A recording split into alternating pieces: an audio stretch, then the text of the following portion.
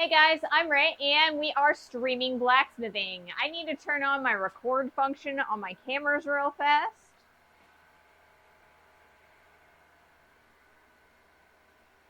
Actually, I don't need that one on. I'll just leave that one be for the moment. But the wide one, I would like that one to be on. So hi guys, I'm Ray, and we're streaming blacksmithing. So today we are going to be starting a brand new project, and that project is going to be a steak flipper. So I have here a piece of 8-inch, 5/8 inch square stock, and in metric, that is 20.32 centimeters long and 15.88 millimeters wide square stock. And so we are going to turn this into a steak flipper. So a steak flipper, from my understanding, is a handle and a long drawn out section with a hook on the end. And you hook the steak flipper underneath of a steak on your grill, and you're able to flip it over by hooking it under and then turning it over. So we're going to take this piece of steel and we're going to turn it into a grilling utensil. So should be a fun project. Lots and lots of tapering and drawing out. So I'm pretty excited about it. Because this piece is such a small piece, we're going to continue using the mailbox like we were using for our nails on Monday. So the first thing I need to do is probably turn on the mailbox. So let's do that.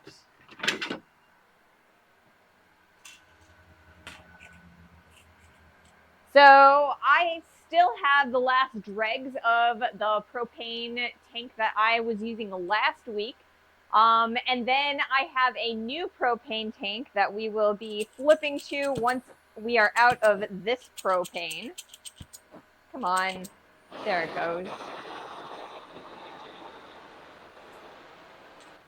Fans. Fans is bad sometimes.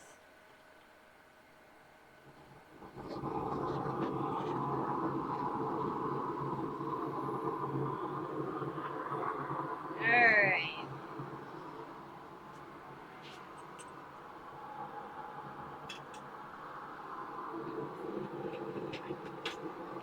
Close this just a little bit. I want the airflow from that open door, but I want you guys to be able to see the mailbox on the little edge there. What? I did not grab my tongs. Where are the tongs that I used for these? These? Or did they fall on the floor or something? I think they did fall on the floor. They're right here. So we're going to toss this in the mailbox.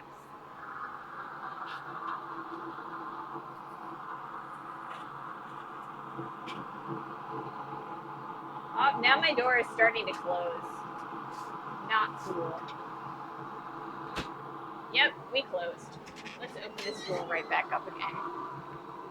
I'll leave it like that, and hopefully it will stay open for us.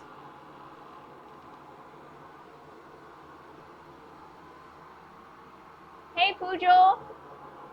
Welcome to the stream.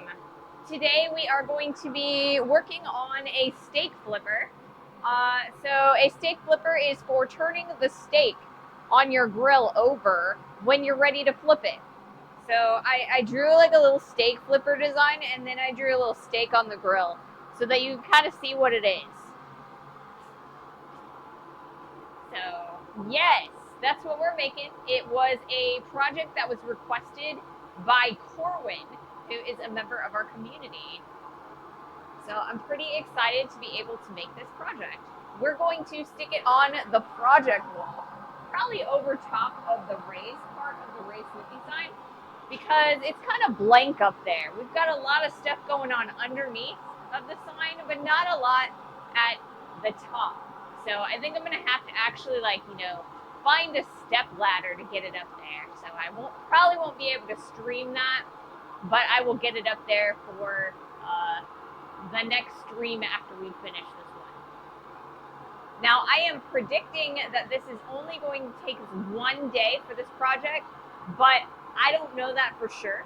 I have a tendency to underestimate how long things are going to make or are going to take for me. So we shall see, we shall see. Looks like we've got an ad coming up here shortly. So that should give us plenty of time for this piece of steel to start heating up, and then we'll get started.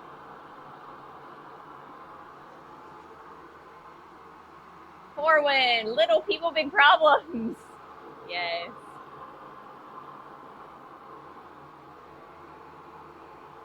So yeah, Corwin, you requested a steak flipper, and so that's what we're doing today. We're gonna make a steak flipper. I have to say though that I myself don't really understand steak flippers, right? I guess for me, when I'm grilling, I either want a fork or I want like salad tongs, you know, so like I can pick it up with the little tongs and flip it over, or you know, use a little like fork.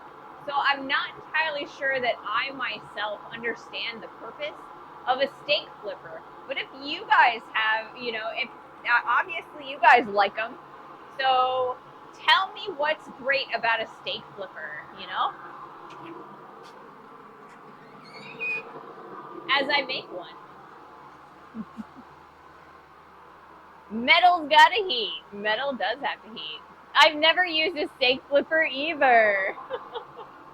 So I was actually like looking around and stuff at different designs of steak flippers that we could, you know, I could maybe use. And a lot of them were just basic blacksmithing projects. So, I mean, it's a really good, it seems to be quite a good beginner project. But I guess I'm not entirely convinced of their usefulness, I guess, aside from practicing blacksmithing techniques. They are probably something that's like relatively easy to sell.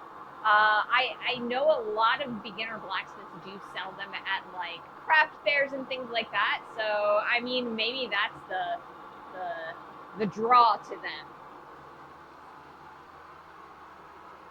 Didn't know they existed until I started blacksmithing. Same here. Like I said, I'm very much in the camp of why not use a fork or like tongs.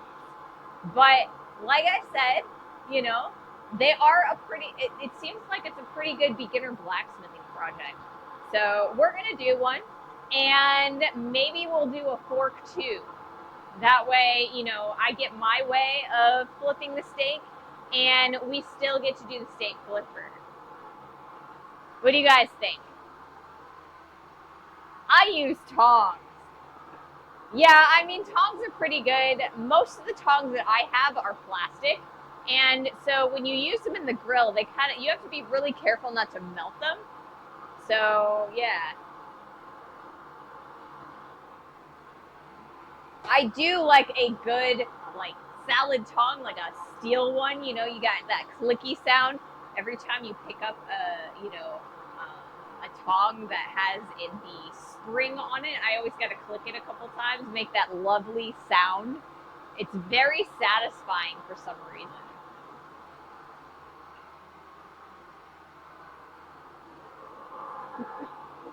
So I don't know.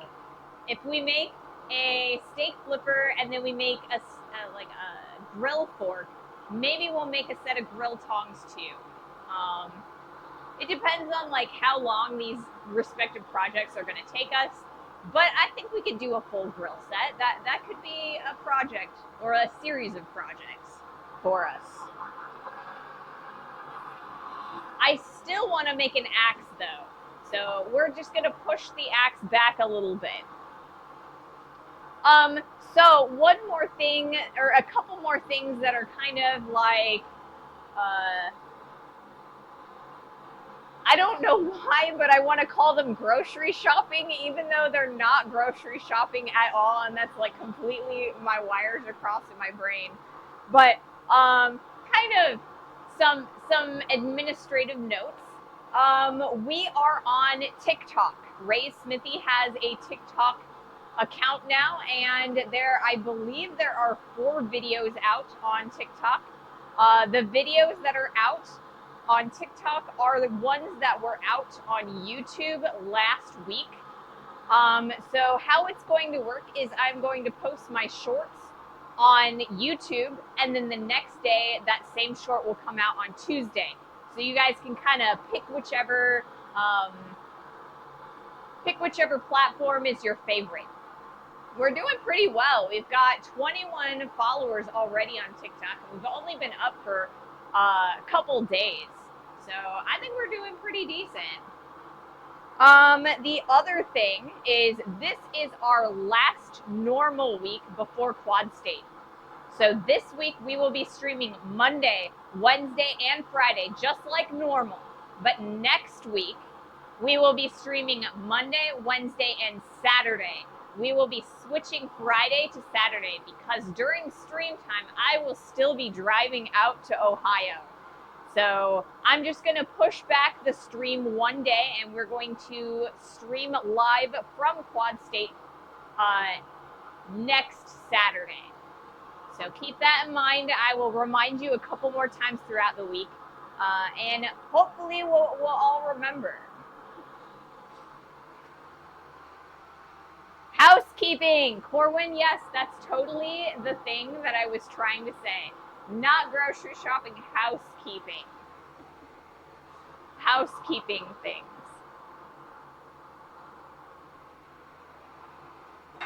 So the first thing that I want to do for the steak flipper is I think that every grill tool needs a little ring on the end of it so that you can hang it up on some hooks and on your grill and make sure that it's like, you know, easily accessible as you are grilling.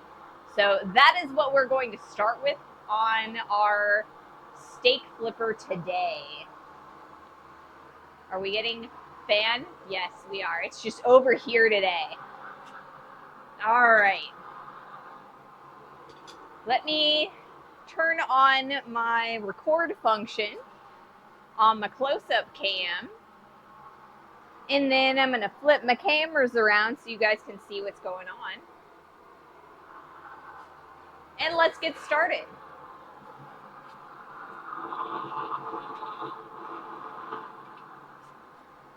Ooh, such a lovely, bright piece of metal.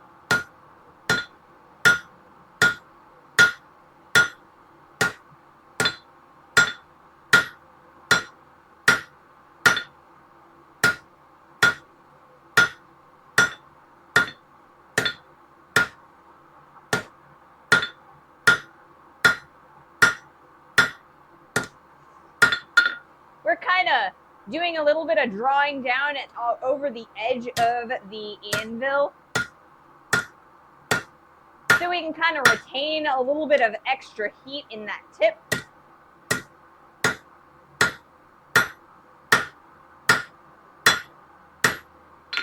And we're going to get more heat.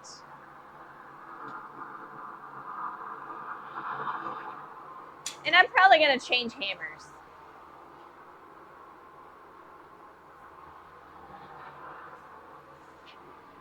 Which hammer do I want to use? Let's go with this one for the moment.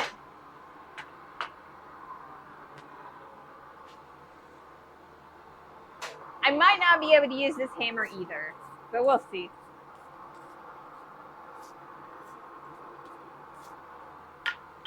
Alrighty. So yeah, we've got lots of things going on in the coming few weeks. So this week's video is for YouTube. Our Wednesday video is going to be about the axe that we did, and it's kind of a post-mortem because we did fail that project. It's not something that I'm really excited about posting, but I feel like, you know, people can learn from failure too, and I learned a lot from failing. So we are going to post that video. I've edited it up, and it will go live on Wednesday. And then next week's video, we're gonna continue with our successful projects. So next week's video is going to be the hot cut. And then I'm going to do a video on our nail project from Friday for our next couple videos. And then from there, we will start interspersing our projects, like the ones that we do here on stream. And we're going to kind of alternate them with videos that are edited from the quad states, stuff. So I've got several videos already planned for quad state. We're going to do one on the van. We're going to do a couple more interview videos, and we're going to do a few product reviews a little bit. I don't want to do a lot of product reviews all in a row, but we're going to do a couple of them.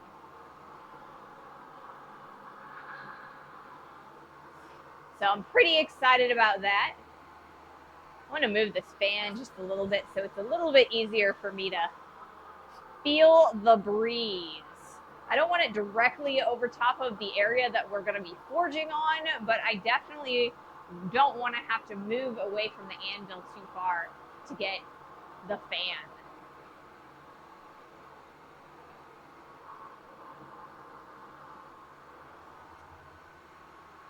Green flames. Are we getting green flames? We kind of are.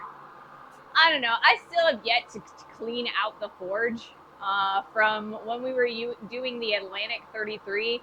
At this point, I don't know if it's that, if it's like, you know, there's like little flecks in the bottom of the forge or what it is. So I think at this point, it's just mostly going to be, the flames are going to be green in the mailbox from now on. They might change color occasionally, I don't know. One of these days I do need to clean out the forge a little bit.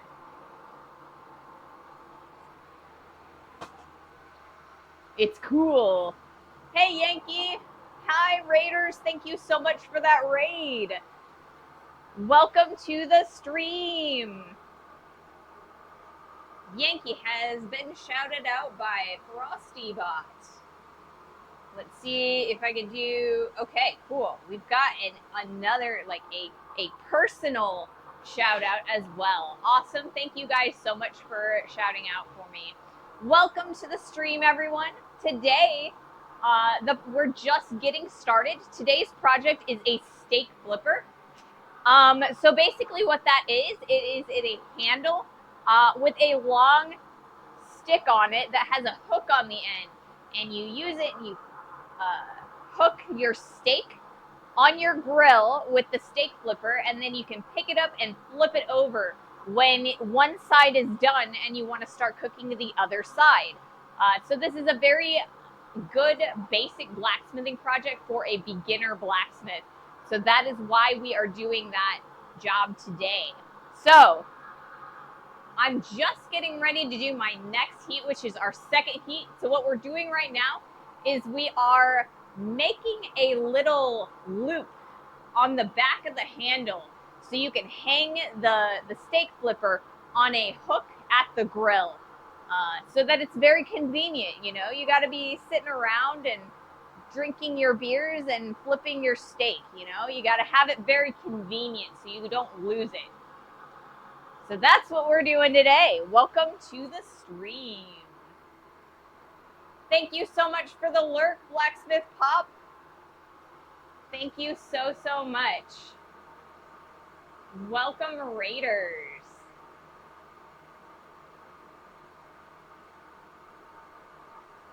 All right, let's flip the cameras so we can look at the tapering that we're going to be doing.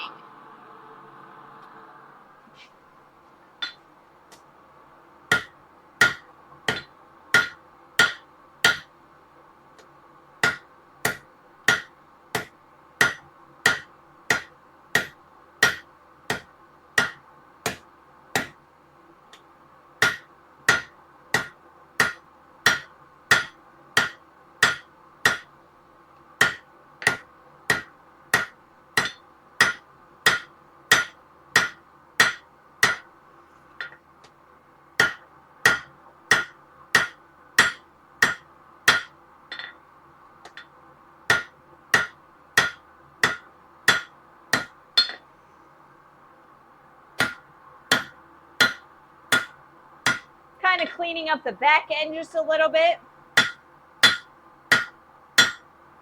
I want to offset this ring towards the back so that we can kind of bend this backwards and then around so we can get that nice, or that ring nice and centered on the handle of our stake flipper. So back in the heat we go.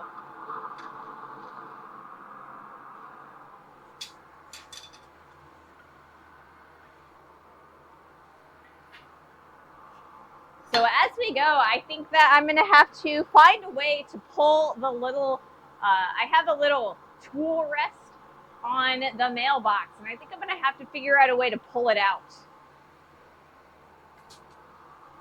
Right now we're short enough that it's not really going to matter too bad, but I think it's going to tilt as it starts getting longer and longer. So now we're going to set up our anvil again. We had to get rid of all of that scale on the face of the anvil so it doesn't pop up and hit us in the hand. It's a good way to burn yourself.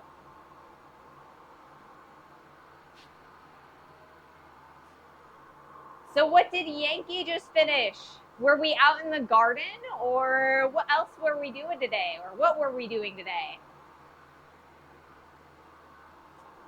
Anything fun and exciting? I mean, everything's fun and exciting here on Twitch, but, you know, anything specific?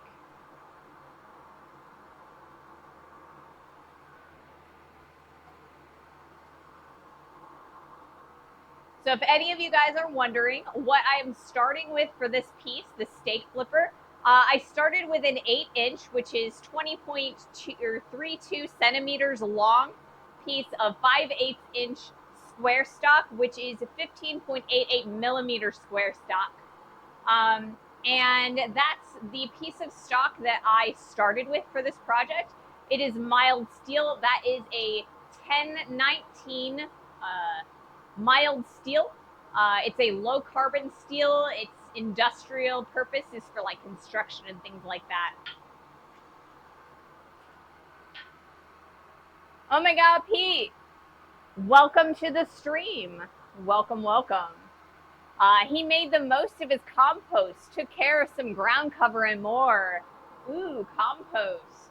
Compost is gonna make those plants grow really good, strong, or good and strong. So maybe, hopefully we'll get some good veggies out of that garden. Exciting, exciting. Well, welcome to the stream. We're gonna do a little bit of blacksmithing and hang out, talk, and have some fun.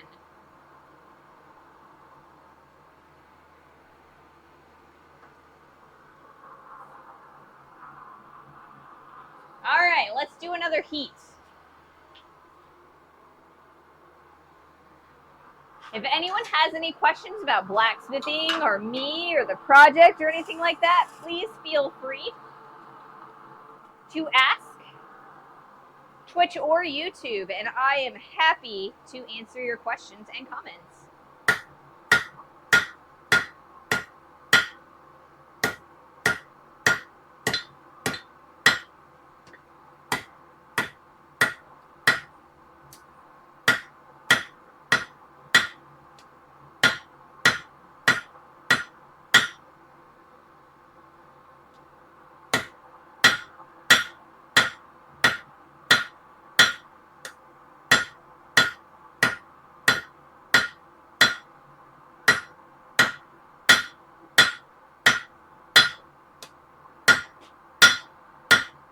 I'm going to focus here on this back end. We've got some thickness going on, and I want a nice, even, parallel ring.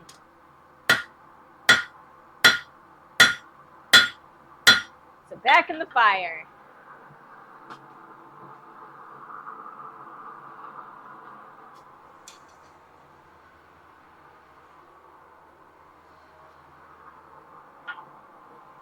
So I'm thinking we're going to do a full grill set as our next few projects. I'm hoping that this particular steak flipper will take one day, and I'm thinking that Wednesday we're going to spend some time making a grill fork. And then maybe Friday we might start a set of grill tongs. So it should be a fun project. We'll put them all up on the project wall and start decorating the top. It's kind of blank up there.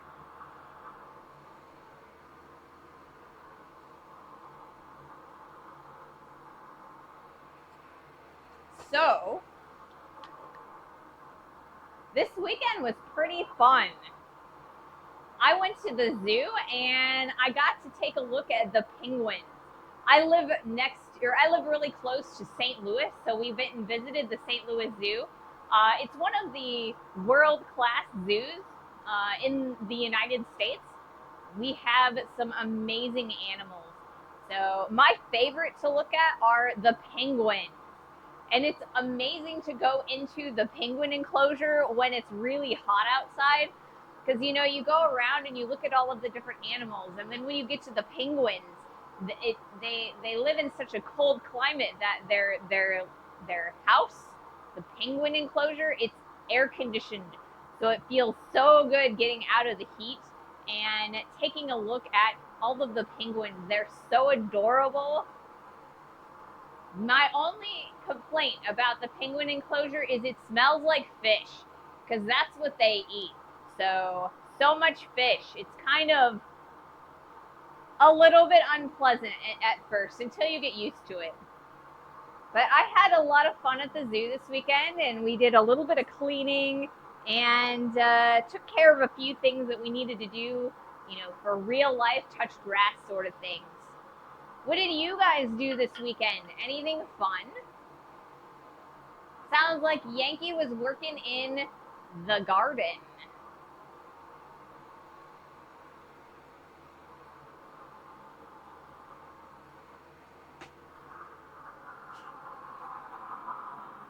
Let's do another heat. Used a coal forge for the first time. See, that's a lot of fun, but it can be quite difficult keeping your fire going at the right temperature and not burning your stuff.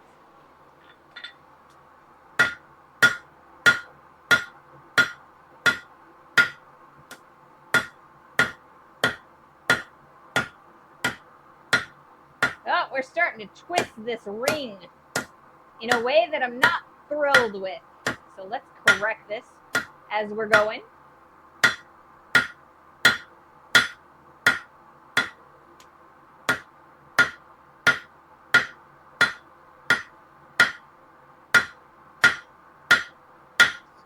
So I'm thinking that I want this ring to be a little bit longer, or I guess the start of this, because right now we're going to get a relatively small ring. So I want to lengthen this little tail here.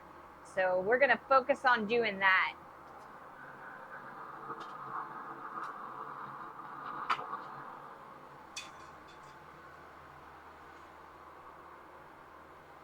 Burned a couple spots. Yeah, I mean, I burn things really easily as well in the coal forge. Often. It's one of those things where you get really used to just talking and not really paying attention to what's going on in the forge. Or at least I do. And then from, you know, when I'm using the coal forge, I can't do that, because if I do, I'll burn the steel. Now, the best thing about propane is it never burns the steel. There's just like, it never quite gets over that, like, that wall between the solid and the liquid states of the steel. But when you're using coal, it doesn't have that problem. You can definitely melt your steel with a coal forge. Hey, Bluesy, welcome to the stream. Welcome, welcome. I'm glad you've come and joined us. I did some more cleanup on the basement floor. If you guys remember, a few weeks ago, I was talking to you about how our basement flooded, and so there was just like this thin mud like covering the entire floor in the basement. And so we spent a good amount of time like last weekend trying to get that all up, but we weren't able to finish it all because there's just so much there. So I worked on that a little bit. We still have a little bit left to go, and we still have to do some mopping. But other than that, it's getting there. Once it's done, I'm gonna set up a little bit of shop space down there as well. So we're gonna do some jewelry stuff and some woodworking stuff there. So that way we can kind of diversify just a little bit. I can decide if I want to, make some furniture. We'll be able to like do the seats and the tops of things. So it should be cool. Finished milking. Oh yeah, careful with mold. Yes, definitely. Luckily, there was no mold in this water. We've kept everything up off of the floor on like metal shelving and some pallets and things like that. Any of the pallets that we saw that had mold, we got rid of those.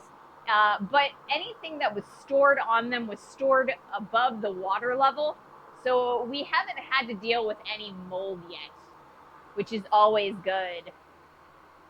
Gulo89, thank you so much for that follow. Thank you so much for your support. I always appreciate it. And welcome to the community. We are growing. I'm excited. Like I said, we started on TikTok and we've already got 21 followers there. So, between there and YouTube and here, we're starting to get a pretty big community. So that's really exciting. Thank you guys so much. Mold lives in the air. There's always mold. Yeah, there is always mold. I have been wearing a mask while I've been doing all of this cleaning, just because there is so much dirt, and if there is any mold, that way I don't have to breathe that in. So, always good to wear a mask, because my lungs are already pretty bad. So I want to make sure that they stay at the level that they are now and don't get worse. So we are about to start another ad. I think I have plenty of time to do another heat. Let's do that real fast, and then ad time.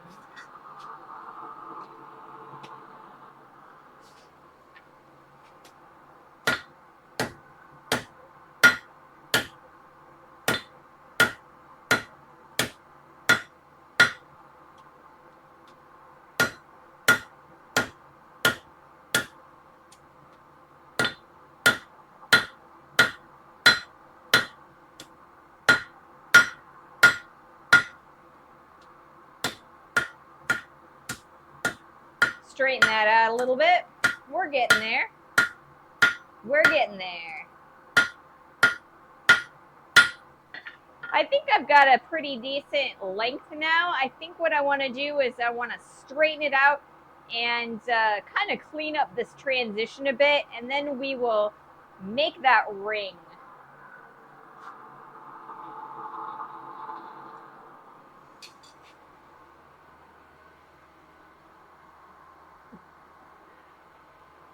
Sorry, I don't TikTok. That's all right, Bluesy. Not everybody TikToks. That's why I'm trying to diversify where we are. So now we are currently on YouTube, Twitch, TikTok, Instagram, and Facebook. So we've got lots of platforms that we can find a community. But it's all right. TikTok's one of those like young people apps,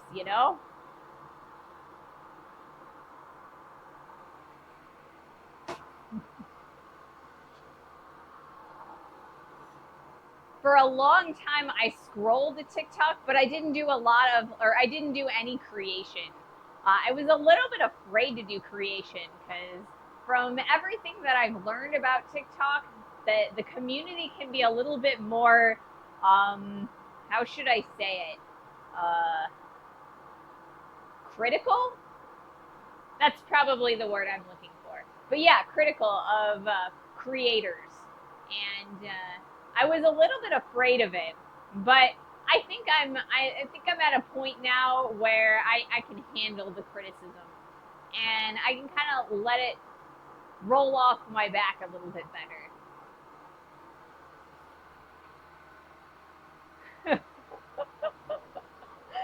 Are you saying I'm old? I am 21 with only 54 years of experience. That's not old. So we are currently on ad time. I'll probably respond to that comment once the ad is over, just to make sure that everybody can hear.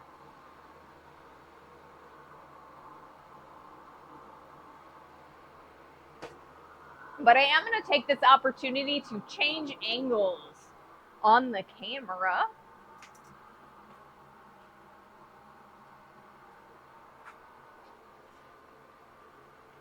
A little bit.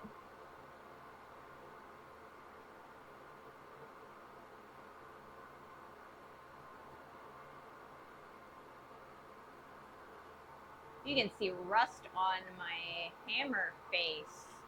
I didn't notice that when I pulled it off of the rack. Need to pay attention.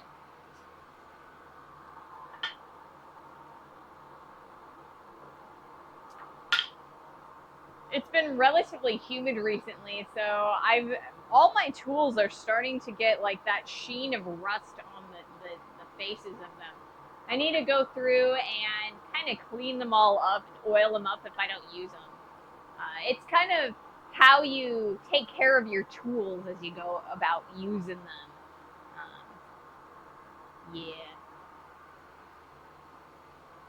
So no, Bluesy, I'm not trying to say that you're old, but I am saying that I'm too old for TikTok. As a millennial, I'm a bit too old. That's kind of a more of a Gen Z app. I kind of feel like I'm more of a Facebook and YouTube user myself. I do a lot of flipping through on TikTok, but everybody there is so young. I feel old. I told you how to store your tools, did I not? Facebook here too. I think I remember you saying put oil and in sawdust and submerge my tools in there. Is that what you told me to do?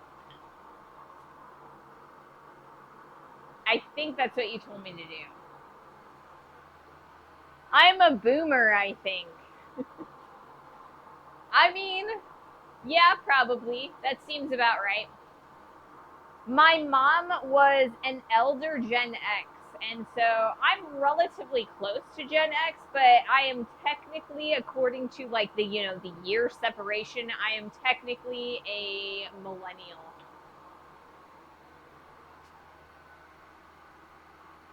Oil in white sand or sawdust. Yeah, 1949. Evening sandwich, welcome to the stream. Welcome, welcome. It is quite warm here today. We are at 90 degrees Fahrenheit, which is 32.2 repeating degrees Celsius. You guys should be so proud of me. Today, I took all my measurements. See, I've got my 8 inches, my 5/8 inch, and then I converted them over to the metric, and I taped it on my cart, so I remember.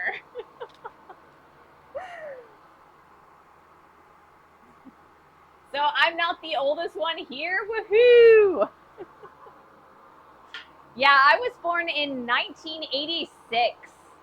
So I just turned 39.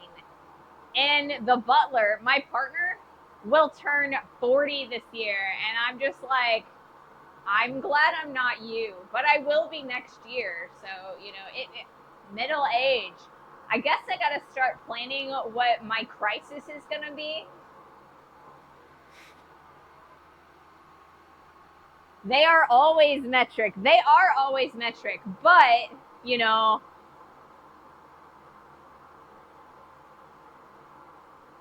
when I give the imperial standard, you know, then, and I don't do the conversions, then it's a little more confusing for the metric users.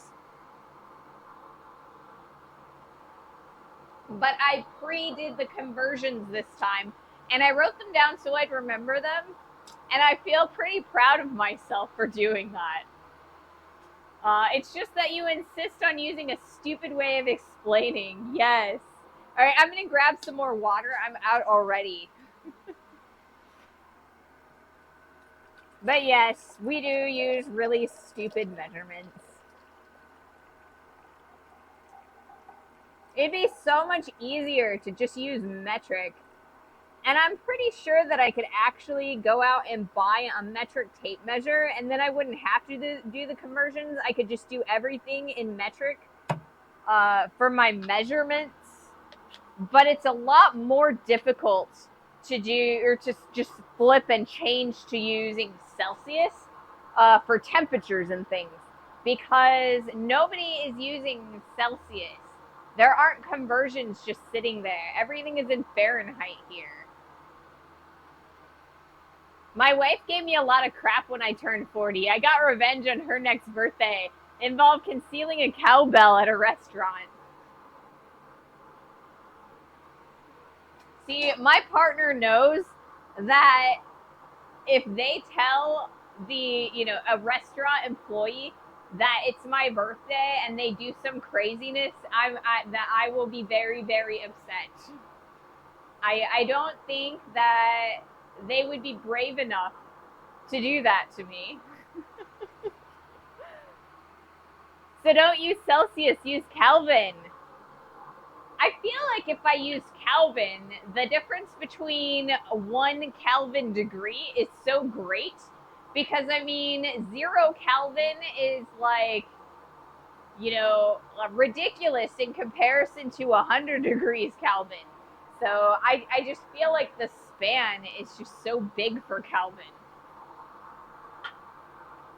We're going to do another heat while we're talking about different measurement styles.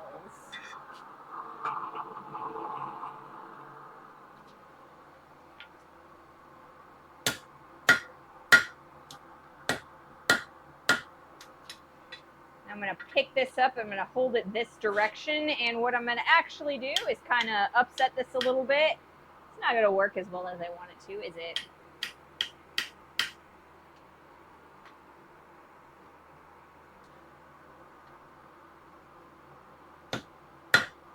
No, it's not. It's not going to work as well as I want it to. So I guess we're not going to do that this time. But we are going to straighten this up a little bit. We've got a weird curve going.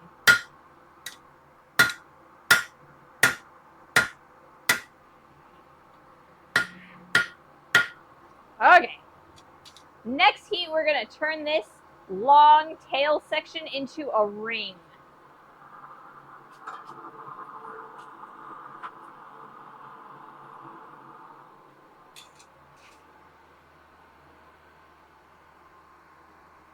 Nope, it's the same as the difference between 1 degree Celsius, is it? And here I thought it was different. Shows how much I know about temperature conversions. I feel like if I was actually living in a space that was actively using Celsius or Kelvin for their temperature, you know, like the prediction and telling you what temperature it is, it would be a lot easier for me to use it, because it's hard for me to imagine the different temperatures in Celsius. It's second nature in Fahrenheit. So it's like 32 degrees to me. Instead of being like close to 90 degrees if it's in Celsius, 32 degrees in Fahrenheit, that's super, super cold. It's like, you know, freezing.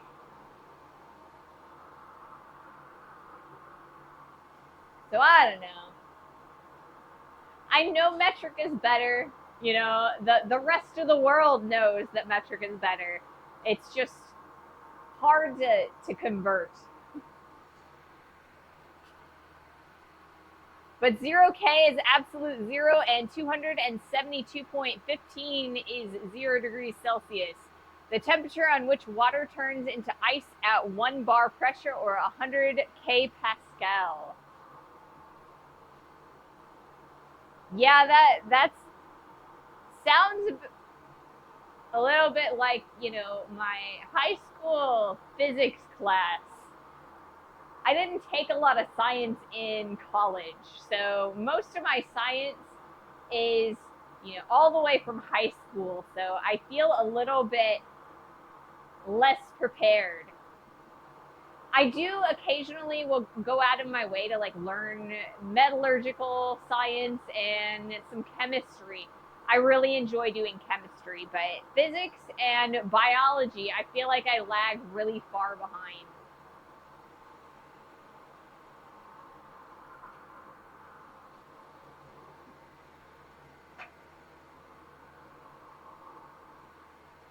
All right, let's do another heat.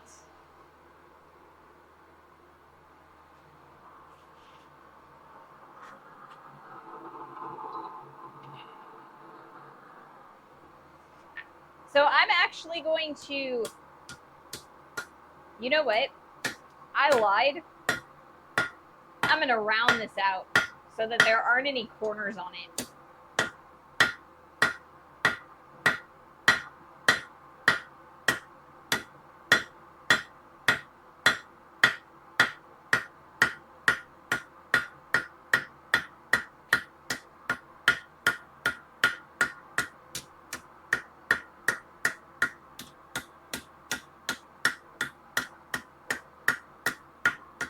Now we've got a nice round profile on that rat tail. Now we're going to turn it into a ring.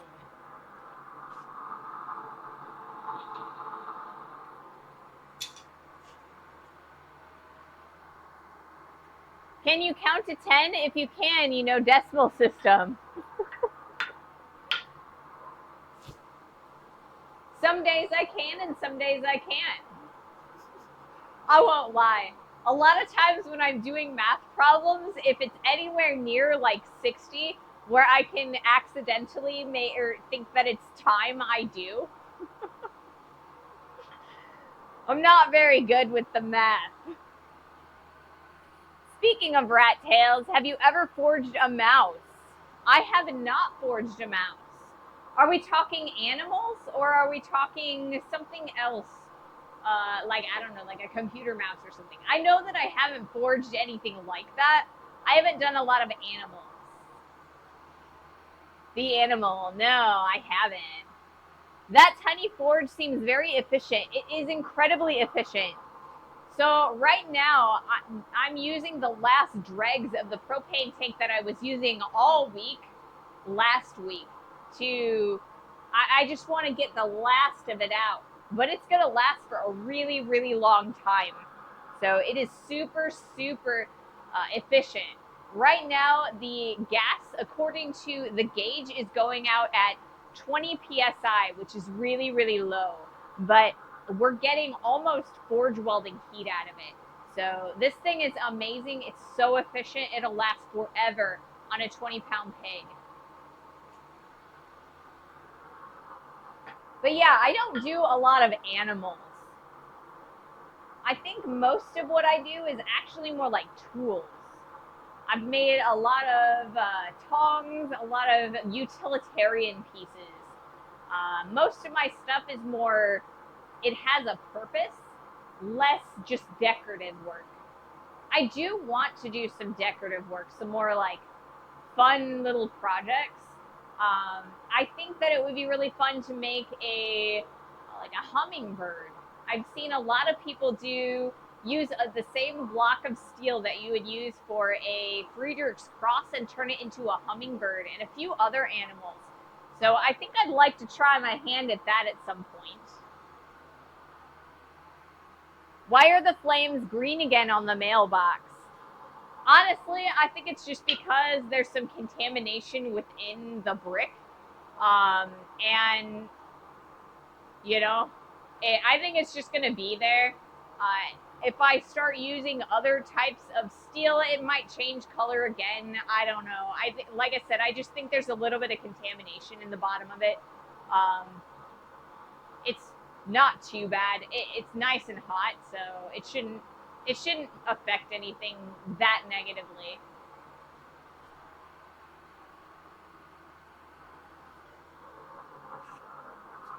It could have some of the Atlantic 33 scale in. Like I said, I keep forgetting to like knock all of the scale out of the bottom of it. But like I said, I think that it's going to, or it's just contamination in it. Green, copper. There was some manganese in the Atlantic 33. And ever since I started using the Atlantic 33 in there, it's turned green. All right. Oh, yeah. Yeah, we remember now. All right, we're going to turn this into a ring. We're going to start by hammering it backwards. And now we're going to start curling it.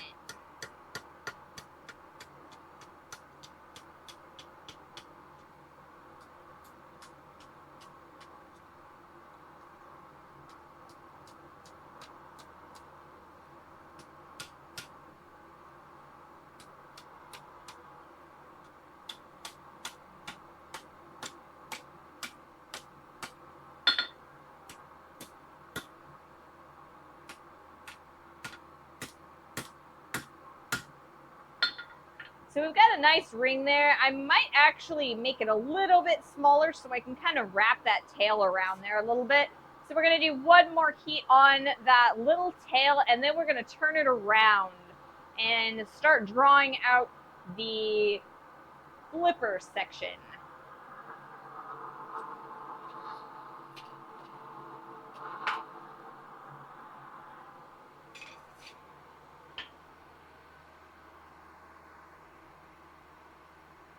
But I noticed that it was not green last week, so I thought the remainders of the other steel had burned out, not the green. Now the green flames are back. I don't know then. I mean, it might just be because this piece of steel is bigger than the steel that we were using for making nails. Because the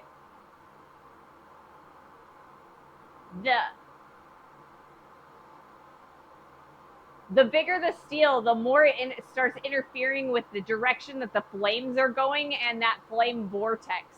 So a smaller piece of steel is going to interfere less. And it could be that, you know, there are little flecks of that Atlantic 33 in some of the crevices that it only gets to if you have that full large bar in there. I mean, that's kind of just me spitballing ideas. It may or may not actually be the truth. I don't know why sometimes it's green and sometimes it's not. It might be just the temperature, you know? Because flames change temperature, or like change color as the fire changes temperature. Typically, it's going to change from yellows to oranges to blues and clears. But there is, you know, a chance that it could be blue, or I mean green. And while this piece is in, it becomes greener. It seems to come from this piece then. Honestly, I don't know. This is a used piece. Like, I took it out of the scrap bin. So you never know. There could be copper on it. There could be something else on it. I don't know. Originally, this piece of steel came out of a bar that I had used for a twist. It was about yay long, and I had twisted it several years ago. So I don't know. In this case, I don't know why there's still green flames there.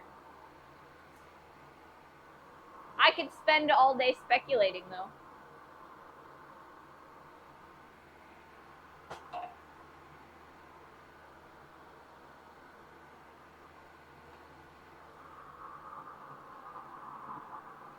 Let's do another heat.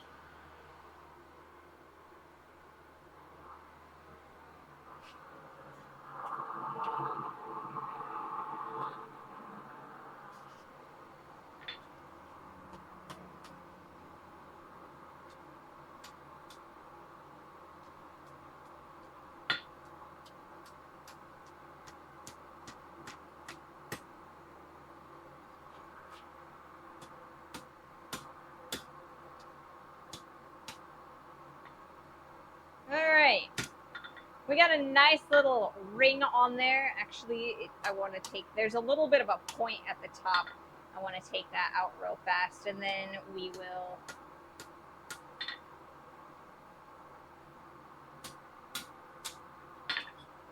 there we go. We're going to turn this around now. We're going to start working on this end.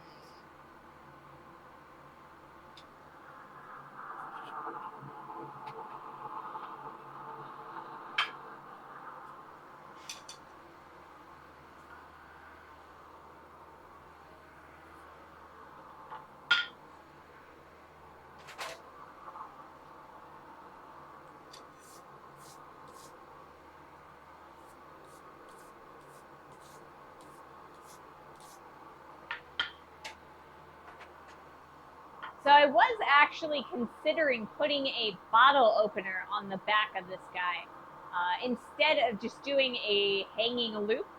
And I might do that for some of the subsequent pieces of this barbecue set.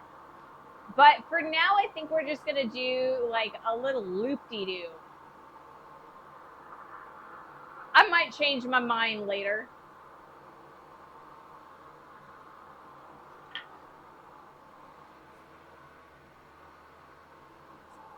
But yeah, so today we're going to do the steak flipper. Wednesday we are going to do a barbecue grill fork. And then Friday we might do some grill tongs.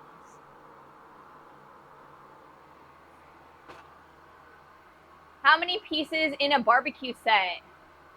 We're going to do 3 in this particular barbecue set, I think.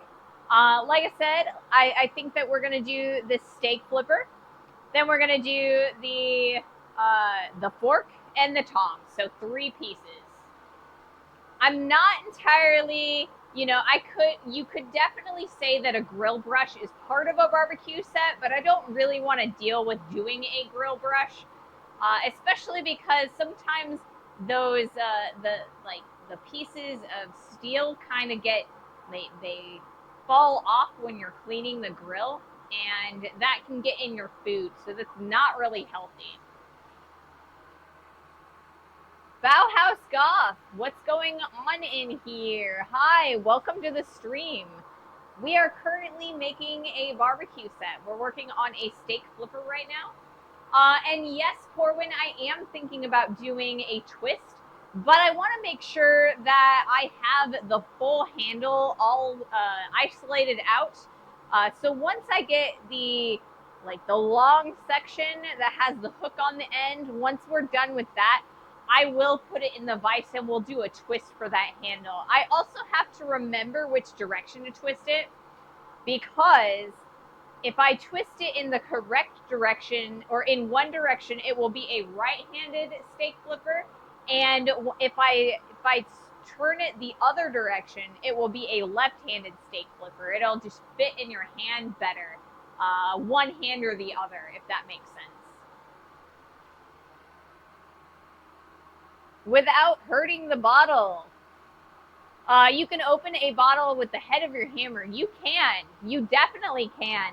I've seen it done. It could also choke you, so be careful with steel brushes, guys. Yes, definitely. This guy right here is a steel brush. It's technically a grill brush, but I don't use it for my grill. What I use it for is just getting rid of all of the scale off of my anvil so it doesn't burn me. But yeah, be very careful about grill brushes on your grill. I am experienced. I can do it. See, I'm not experienced with that or experienced enough with it I do know that, or I have actually seen some blacksmiths that will take their beer and they'll just like, or they'll take the bottle of it and they'll just kind of hit it on the side of or the edge of their anvil and it'll pop open. They're really good at it. If you don't do that right, you will actually break the neck of your bottle and it won't be pleasant to drink out of. But I've seen guys take the caps off with no issue. I think it just takes practice. It's like when you are cracking your eggs open one-handed. I have enough practice that I can do that. I don't open a lot of bottles, so I just don't have the practice of using my hammer or the edge of the anvil. It is fancy though.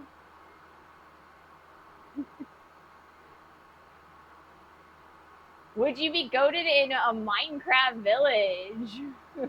Or I would be goated. Okay. I used to be able to find a bottle opener anywhere in my dorm room in college. Well, use things as bottle openers.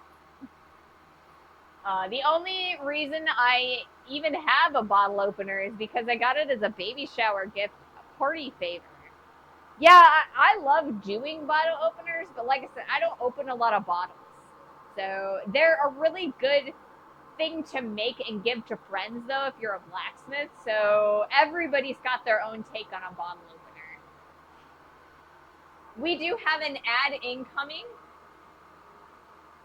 From what I know, you do not hit the bottle on the edge, but lay it on and hit it on the top.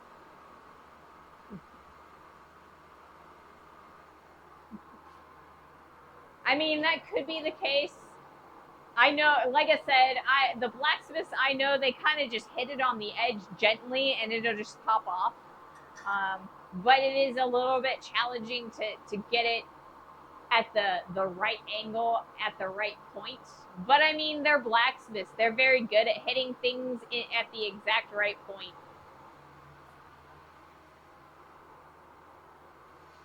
Whoa. I'm getting hung up on all my tools. All right, let's do another heat real fast before our next ad shows up.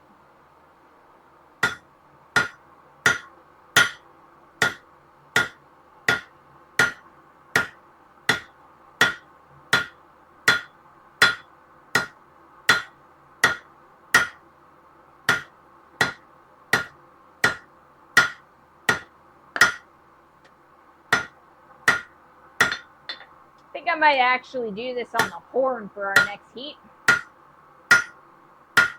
I'm not amazingly good at tapering off the edge of the anvil. All right, back in the heat.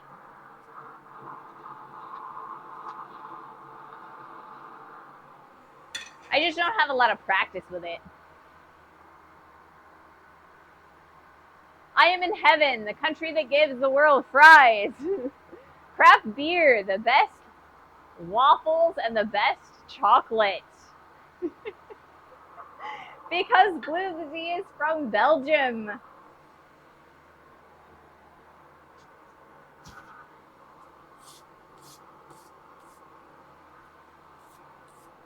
Definitely seeing a lot more scale on this piece because it is, or it has been in the forge, in and out of the forge before. The longer you put a piece in and out of the forge, the more scale develops. Scale is hot rust. So oxygen mixing with the propane is shot at high speeds onto the, or burn, and that's what creates the scale. Half Belgian.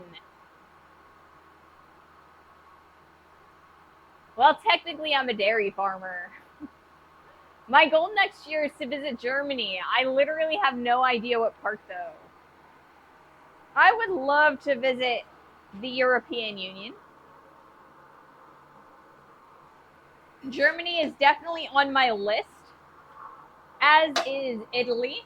And I would also love to see the UK. And I know that that's not your European Union because of Brexit, but it's still in that area, I guess. Area of the world, used very loosely. I feel like saying that though is like saying I'm going to Florida, so I want to visit Iowa at the same time. And it's like a 13-hour or 14-hour drive from Iowa to Florida. And, you know, that's kind of what I feel like I'm saying when I say I want to visit Germany and Italy and the UK in the same trip. My favorite Y2K girl group is German. If they were somehow doing a tour, I'd be there in a heartbeat. They can leave the European Union, but they cannot leave Europe. They're stuck here. And we are in the middle of ads. I'm going to take this opportunity to change my camera angle again.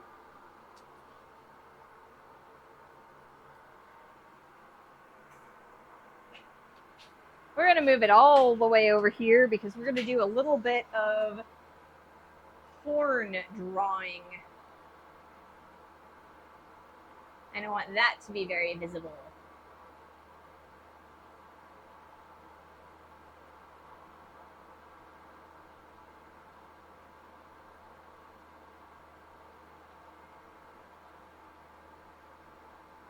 So we're going to do this, I think.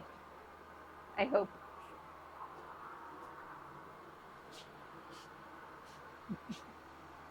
Oh, we're back from ads already?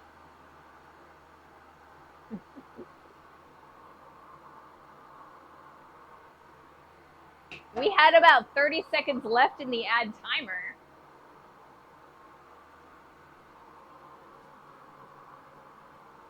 All right, so we are back on, back from the ads. So, I forgot what I was saying. I'm sorry, guys. Oh, they can leave the European Union, but they cannot leave Europe. They're stuck here. Yes, they definitely are, because they are technically a part of the continent of Europe.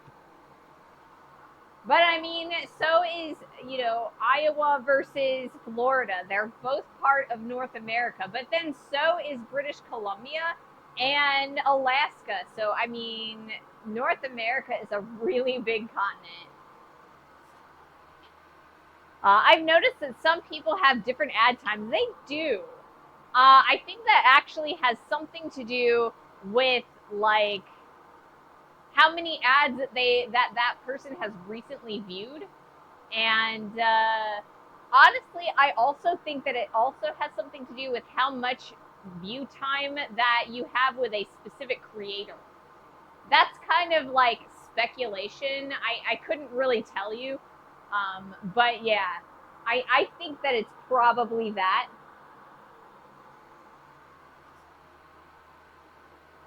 Well, you know, details. Yes. European Union or Europe is big. So, I mean, I feel like Asia is probably one of the biggest continents, right? Or maybe Antarctica.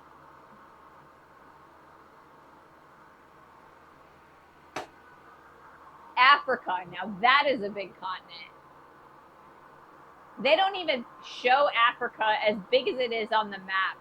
South America, too. They have a very, or maps that I see at least are very northern hemisphere forward. Are they punishing me for not getting here sooner? For 1 minute ads, kind of crazy. Oh, that is a really long ad. I don't like normally I only run a minute and a half of ads total. So if you're seeing 2 minutes or 4 1 minute ads, that's a lot. That is a lot. I don't know why it would show you that. Seemingly over here, there are less spots. Our maps are Mercuritor-based maps. See, like I said, I think it's very American to be very North American centric because America is in North America and stuff.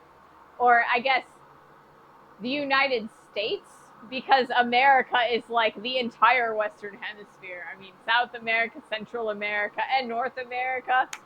So I should be saying the US. I had 10 to 15-second ads on stream yesterday while some had a minute. No, it's European centric. That is also the case. But yeah, it's very American to just be like USA map. That's the whole world. I saw a meme the other day on Facebook where when a U.S. band goes on a world tour, that world tour is like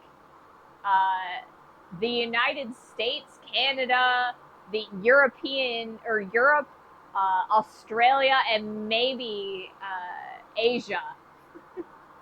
But like they completely ignore, you know, Africa, South America, and all of that.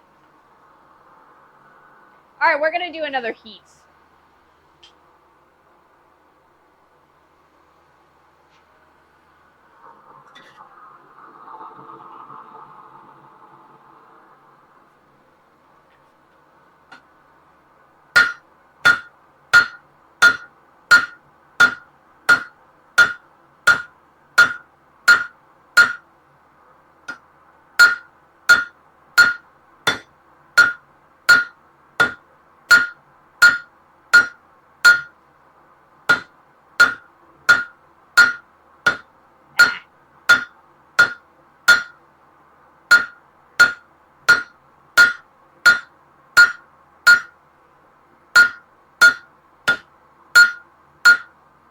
All right, back in the heat.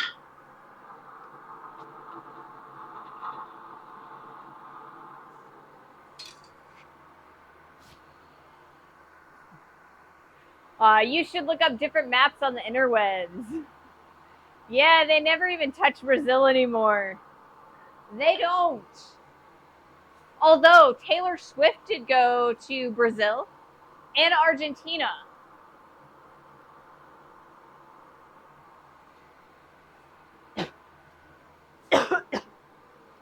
Excuse me. That's what I get for inhaling my water. Goodness gracious. I'm sorry, guys.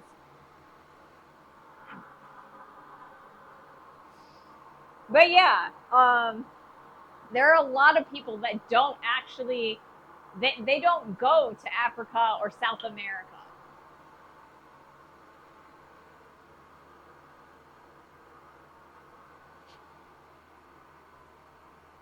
We have reached my follower goal.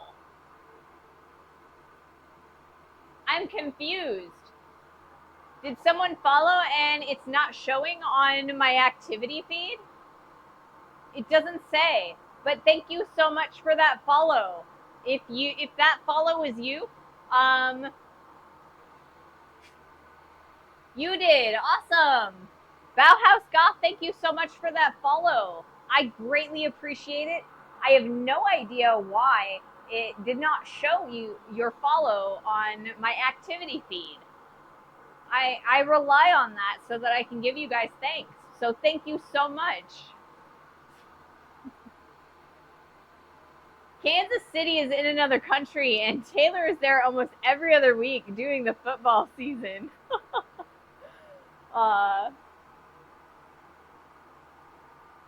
Brazil, Coma Lambda.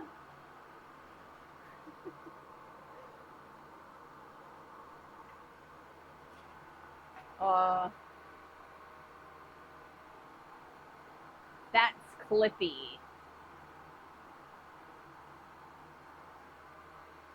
Did I miss Clippy? Over here? This is my Clippy. We made a giant paper clip here on stream. Yeah, you are too young to know what that is. Okay, I will believe you.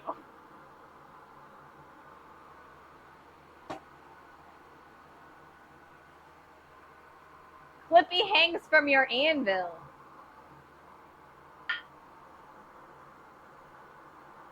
Okay. I will believe you.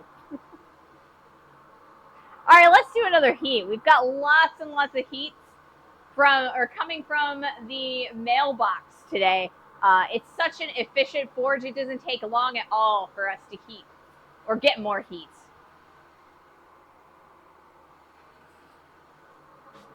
You know what? I think I'm going to leave that there. I will probably move the camera again here shortly, though.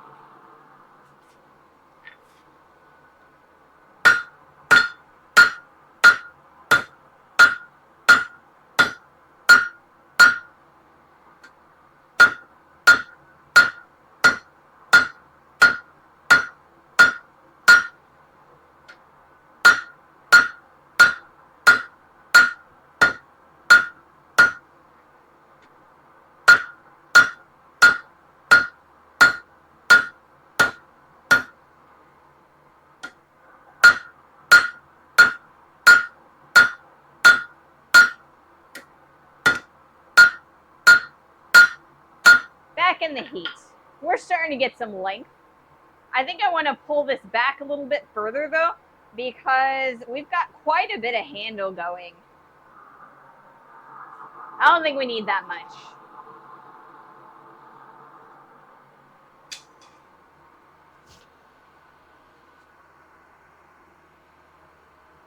Clippy needs to get up and be useful. Someone needs to come help with switching the angles so you don't have to keep doing it for fun. Or so I don't have to keep doing it. It was a hit from the 90s, or 89, I believe. See, like I said, I was born in 1986. But in 1989, I was only like 3, so I don't have a lot of experience or pop culture experience. We really didn't have a TV until I was probably in grade school.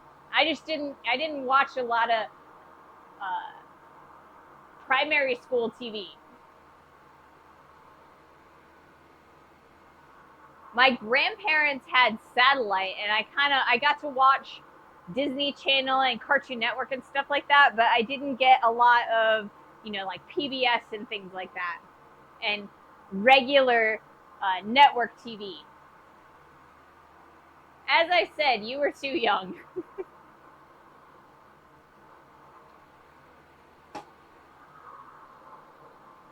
But that's all right.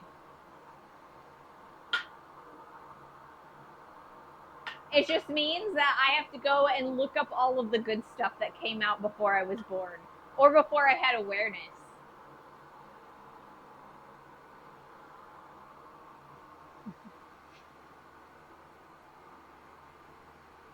That was MTV, I think. Well, yeah, I definitely would not have been watching MTV when I was 3 years old.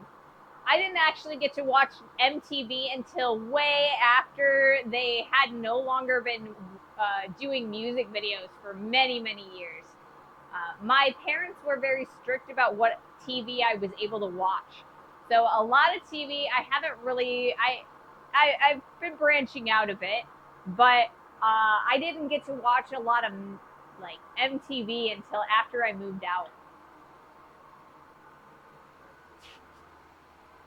Did you watch Boomerang? I love that channel, but specifically watched it at my grandma's. I was not a no SpongeBob kid. We actually did get to watch SpongeBob. And I did have siblings that were old enough that was one of their favorite shows. I was a little bit on the old side for SpongeBob when it came out. But my sister really loved SpongeBob.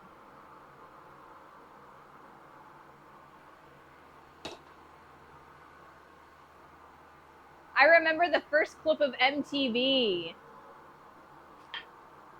What was that? Video Killed the Radio Star? Is that what it was? Or was that like the end of MTV's music videos? I'm pretty sure that was like the first music video they played. Only because I used to play Dance Dance Revolution, and Video Killed the Radio Star was on one of the editions of Dance Dance Revolution. And so I had to look up the history of that song. I was really curious about it. Yes. My sister is 64 and a big SpongeBob fan. Yeah.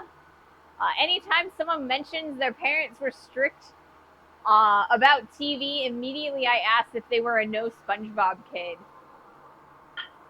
I mean, like I said, we got to watch SpongeBob, but a few other things I didn't get to watch. But it's alright. I watched some stuff later and some stuff I just skipped. Let's do another heat.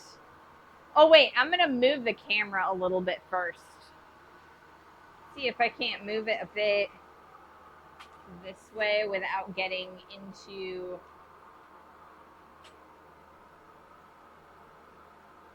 the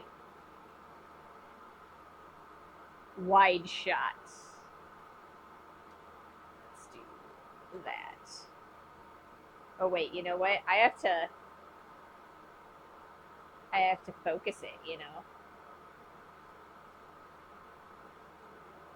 I gotta make sure the cameras are in focus so you guys can see, you know.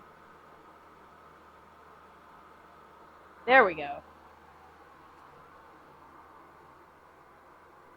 I mean, you guys, why would you need to see? I think I'm gonna move the inset in that direction.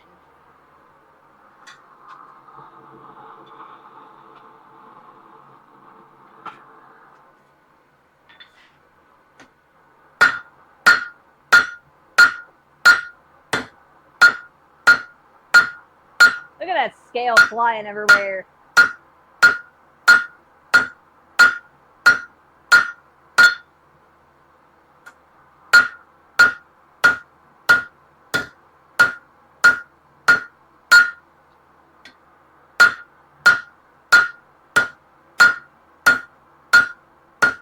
All right, back in the heat we go.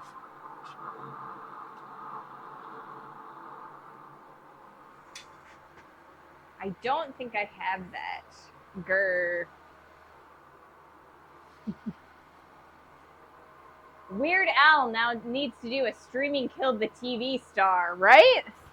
That would be a fun one. No A-Team, no Knight Rider, no Dynasty. See, I watched those. I watched those, but I watched them on like Nick at Night and things like that. So I did not watch those while they were coming out. I watched syndicated versions of them. I love it when a plan comes together. Was just thinking about that radio star song earlier and thought about how crazy it is that people used to listen to stories on the radio. They did. There were radio dramas, you know? The most famous one that I remember hearing about was the War of the Worlds radio drama. And the entirety of, you know, the countryside is all worried about the aliens coming. MacGyver? Yes, I loved MacGyver. See, I watched that one as live as I could. My aunt was absolutely obsessed with Richard Dean Anderson, and so we watched a lot of MacGyver, and then we were watching Stargate SG-1. That one was a little bit scary for me when I first started watching it because I was a really little kid, and they had like the enemies were like these little worm things that like they invaded your stomach and then like crawled up into your brain and started making you do things that you didn't want to do. That was scary at first. I love the show. It's a great show, and if you haven't seen it, you should watch it. Stargate, you know, SG-1. There's also Atlantis, and I think there's Stargate Universe. There are 3 different series. They're all really good. That one's literally... That one literally put people in such a panic. I feel bad too, but some of those stories were good. Now we have podcasts. Yeah, we do. Hitchhiker's Guide to the Galaxy. I've actually listened to some of the Hitchhiker's Guide to the Galaxy radio drama because my partner, the butler, is a very big fan of Hitchhiker's Guide to the Galaxy as well as the Terry Pratchett series. So we've heard a lot of that, or seen a lot of that too. But yeah. Tried times two. Stargate Universe was such a good show. Sucks it was canceled. Welcome to the stream. Yeah, I thought it was kind of lame that it only lasted like a season or two. It was such a good show. I really wanted to see what was going to happen, you know? So he knows where his towel is at, always. That is like the most important thing that you can carry across the universe is a good towel. You know, you got your extra lunch on the corner and, you know, all of the stuff that you can do with a good towel.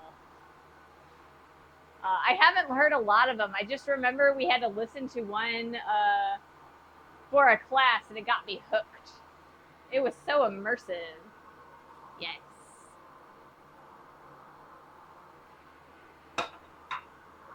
All right, let's do another heat.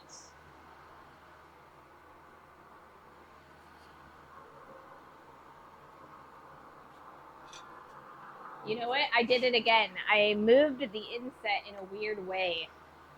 We can do that. That way you guys can see what I'm doing on the horn of the anvil.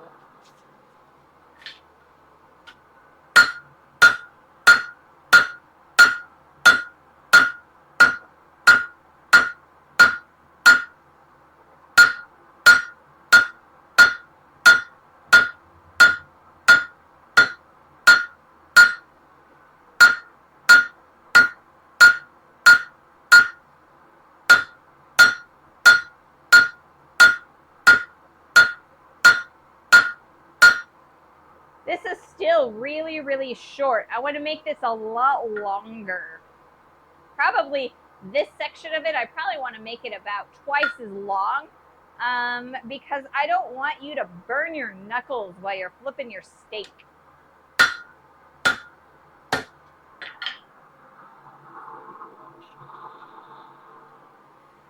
So we'll see if we can do that by the end of the stream.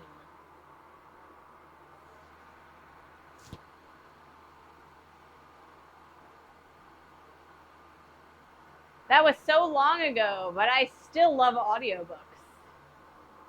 I love reading and I love books, but an audiobook is long, or it has to be dramatized for me to be able to follow it, because I get really easily distracted. So either I have to read the book or read it along, or it needs to be dramatized so it's more interesting than, you know, the actors has to do the voices and stuff. I am Ray Smithy, Iron Man theme. Welcome to the stream. Keeping track of this account? Say you hammering couldn't resist. Yes. I do have I am doing a pretty heavy forging strike because I want to get this long or I want to get this taper really long and thin so that you don't burn yourself when you are flipping the steak.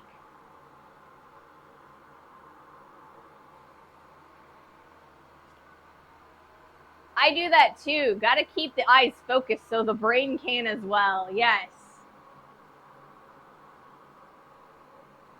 Well, I'm out of water again, so I'm going to fill this up one more time.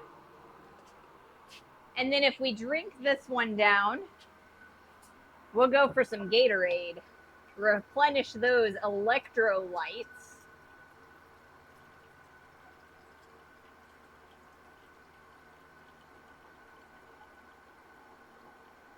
Because it is super, super warm today. The mailbox is actually pretty good though because it doesn't actually produce that much ambient heat. But it still produces enough to be uncomfortable.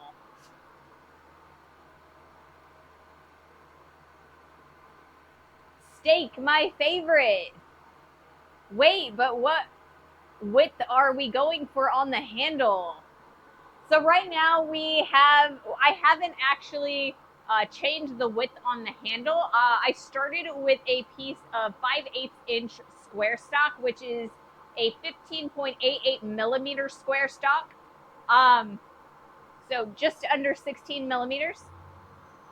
And I haven't actually reduced the width of that handle. What I want to do is once I get an adequate length that I like, I'm going to twist it over here on the post vise. That way it's got some good, or it'll give you some good grip. Twists, like a single twist actually gives, it feels really good in your hand because you've got those little diagonal grooves and it fits your fingers really, really well. So that's the plan, but I want to get the flipping section drawn out to the length that I want so that I know exactly how big I want the handle to be.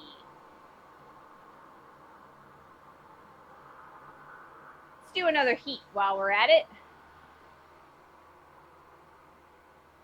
Oh, I keep doing that. We're going to do that. I need to change the angle of the camera again. That way I don't have to do that. Moving the inset from where I'm used to.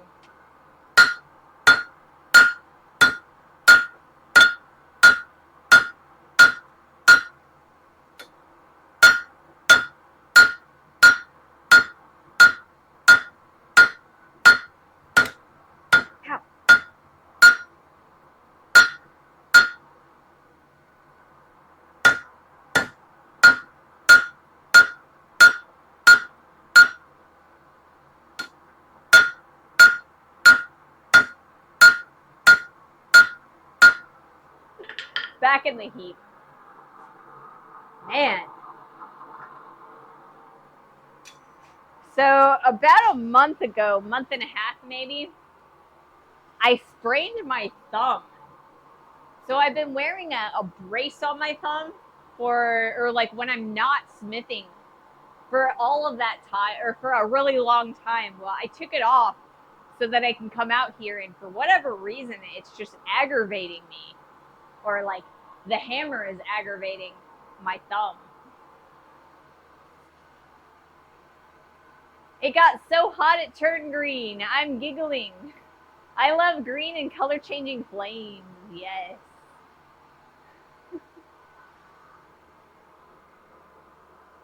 So the reason that the flame is green is possibly because there's a little bit of contamination in the forge. There was a little bit of barium in there a while back. And I think it's still in there. I couldn't tell you for sure. But I do also know that I haven't actually cleaned out the forge. So it probably is in there. And that's probably what it is. But I can't tell you for sure. It's just a guess.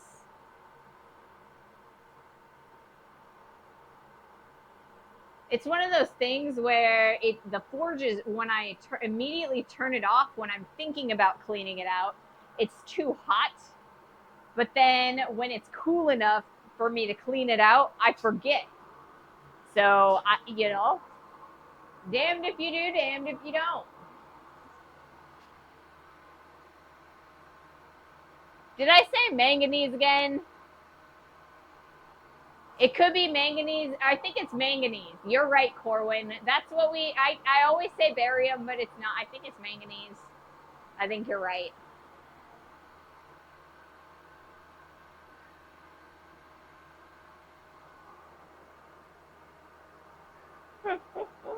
Please don't make your thumb worse.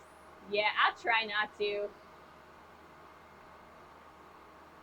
Wear a brace for smithing. That is when you put the brace on most often. I know. That's totally what I should be doing. And the reason I haven't is because my brace is nylon.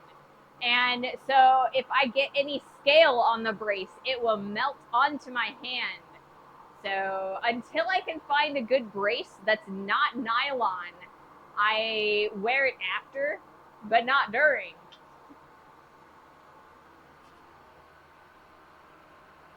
I always forget what chems change to what color, but it is so cool to see. Yes.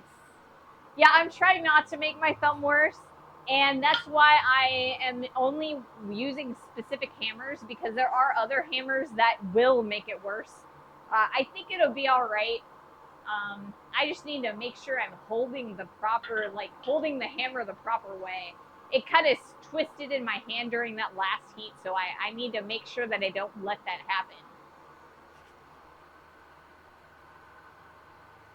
Replicate the brace with tape. You guys are right. I should do it. Here, let me go get the. I know I'm not gonna go get it because it's in the house. I thought it might have been in my pocket, but it's not. It's in the house right now, so I don't have it.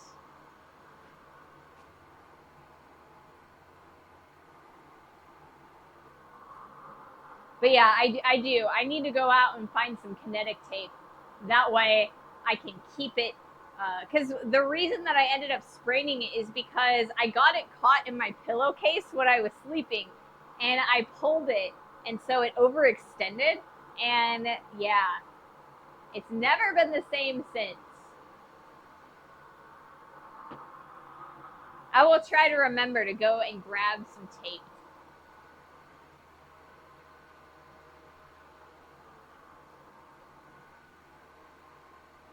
All right, so we are under ads right now. So once those ads are done, I will start another heat.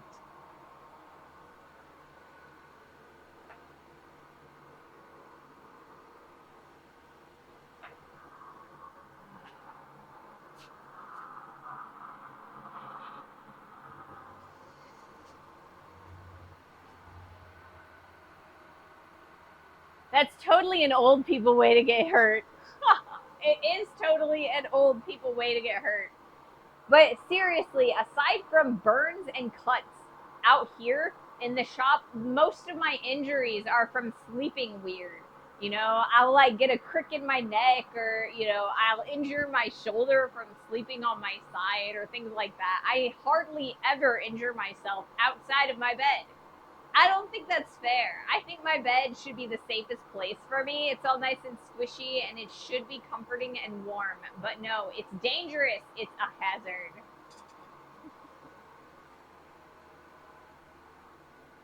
Start judo. You'll get hurt.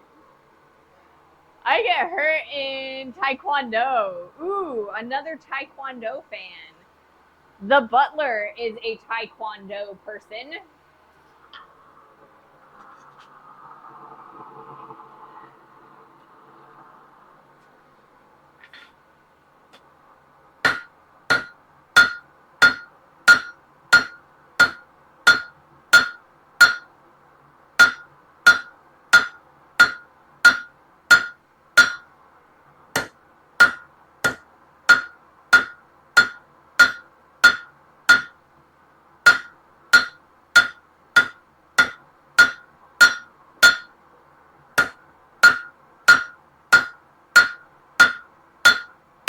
Starting to twist it. Let's come over here to the center of the anvil, kind of straighten it out a little bit.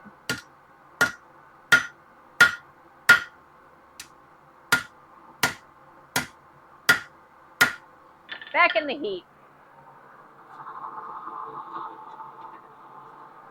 Couple more rounds and we'll get it where we want it.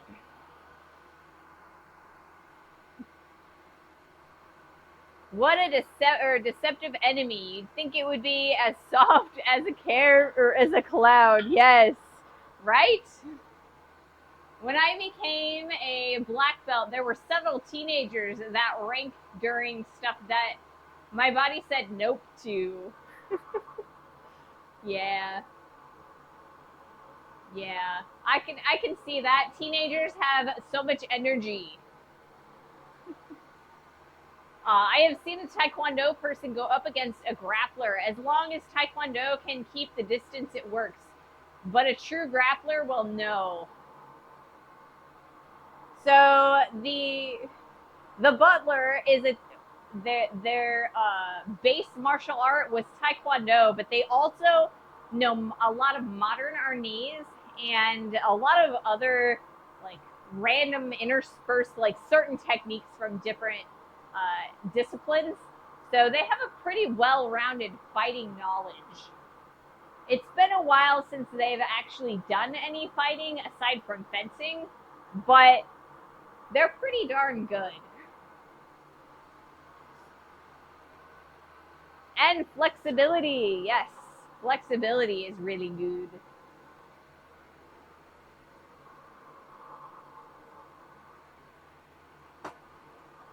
But La Butler did not actually do like sport taekwondo. They did military taekwondo. They learned on a military base, so it's a little bit more heavily CQC involved, their background. I do know a lot of submission holds and some grappling, but I never had to use it. I wonder how expensive fencing classes are.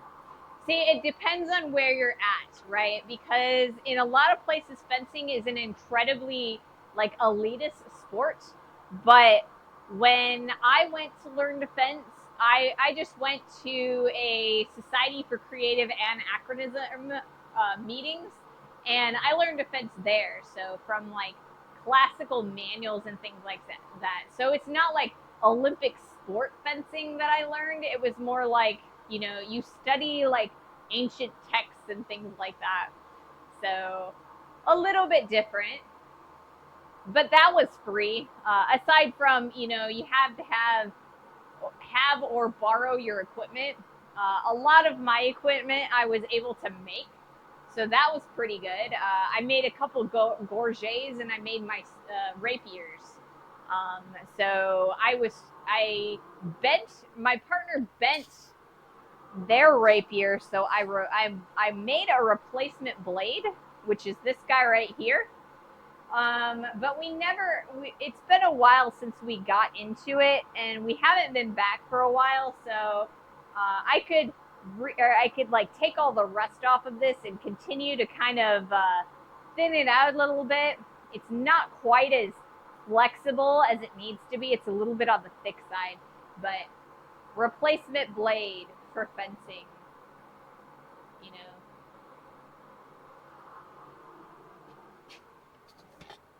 But yeah, I enjoy making blades or, you know, equipment.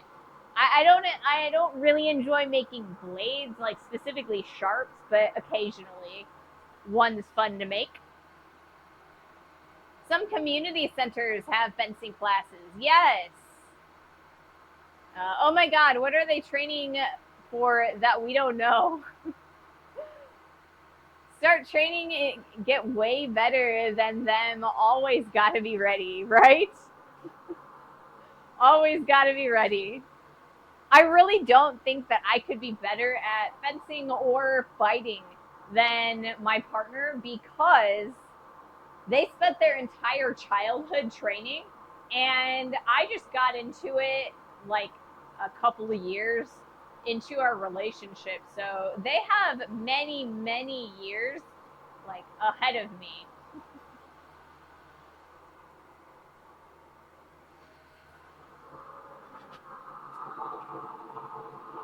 But that's all right. They can defend me that way, right?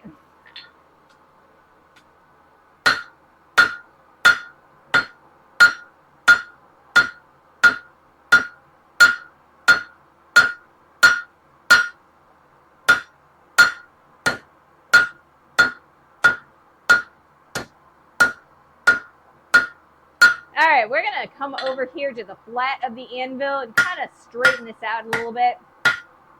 Flatten it up.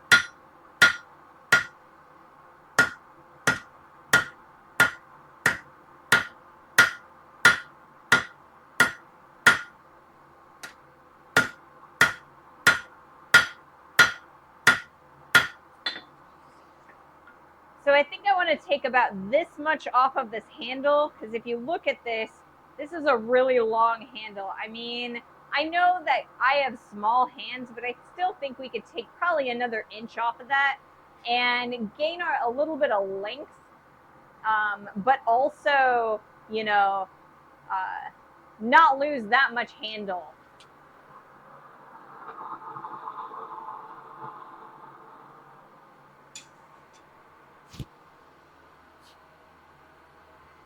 How long have we been streaming? An hour and 45 minutes. Not too bad. We're getting close towards the end. I think we'll finish before the end of the stream. So at least that's the plan. The plan is to finish before the end of the stream.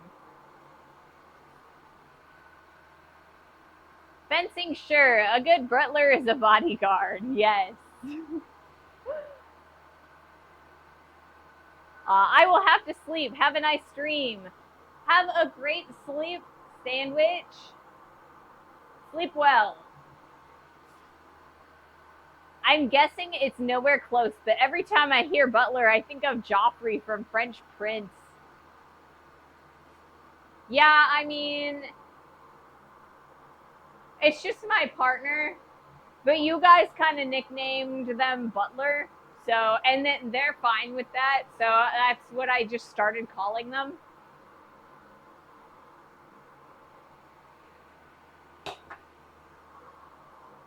Because it's more entertaining than my partner this, my partner that.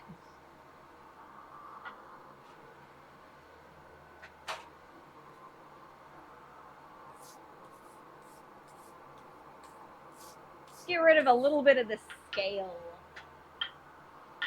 You know what? There is still grease on the face of this anvil from my birthday when I rested a cupcake on here. Have you ever watched French Prince? Oh, Fresh Prince. Fresh Prince of Bel-Air. Yes, I have. I haven't watched all that many episodes, but a few here and there.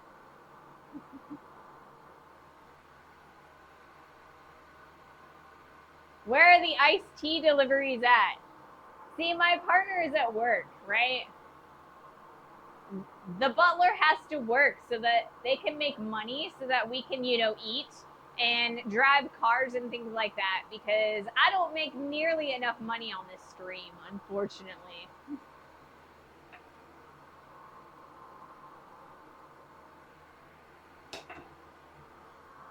I am eternally grateful that my partner has a decent enough job that I can get away with spending full time content creating and blacksmithing. It is a privilege, definitely a privilege. Well, not yet, at least. Yeah, I am trying. We're growing, as a community, and eventually we'll get to the point where we will be big enough that maybe I can make some more money. I'm actually really impressed by this particular tank of propane. There was only like this much left, and it is still powering the mailbox. I thought I was gonna have to switch propane tanks. All right, let's do another heat.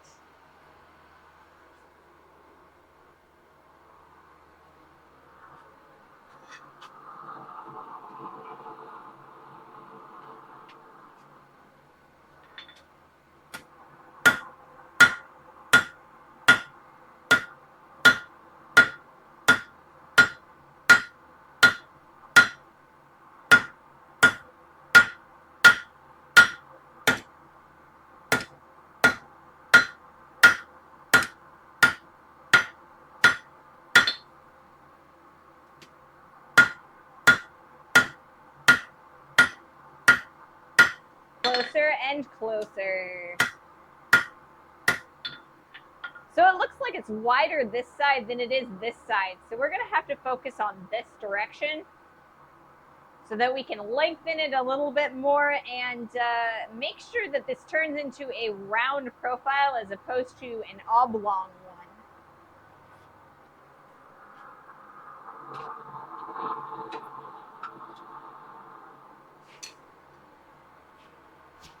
So I'm gonna clean up that transition between the handle and the long, I guess, wandy section of it. And then I'm probably going to do a little bit more tapering on the wand section so that we can get that loop that allows us to flip our stick. And then I will do the twist for the handle, and then we'll be done with this project. It's a little bit on the short side. It's about yay long. It's not too bad. Most utensils are a little bit shorter than that. I think it's all right. Okay, I'm off to bed. Good night. Night, Bluesy. Sleep well. Have good dreams. Thanks for joining us today.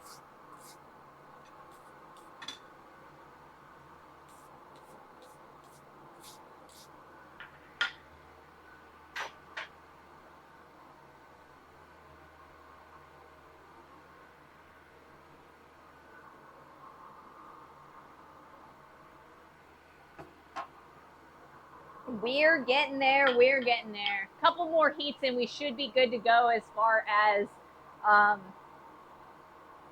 finishing this project. We'll definitely get it done before the end of the stream. That's really exciting because I finally was able to predict a project correctly.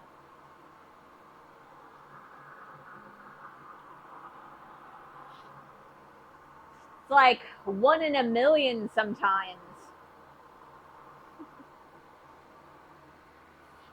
All right, we're gonna do another piece. I feel like it's 1 in a million sometimes.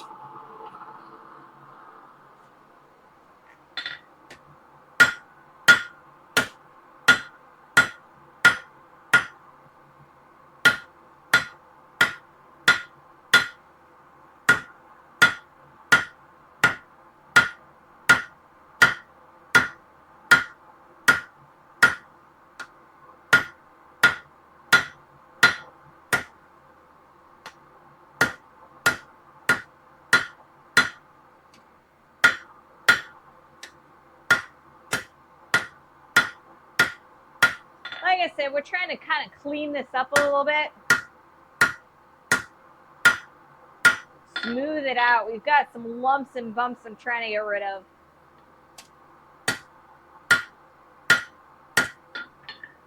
But I think we're pretty good. I think what I'm going to do next is taper out the end a little bit so that we've got plenty of space to create the hook.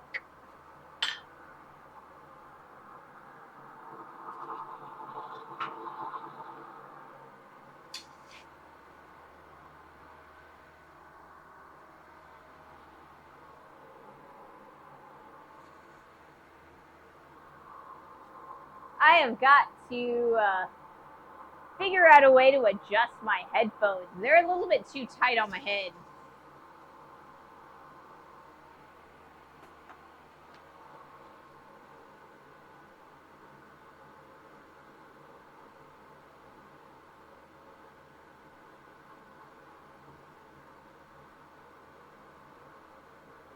Interesting.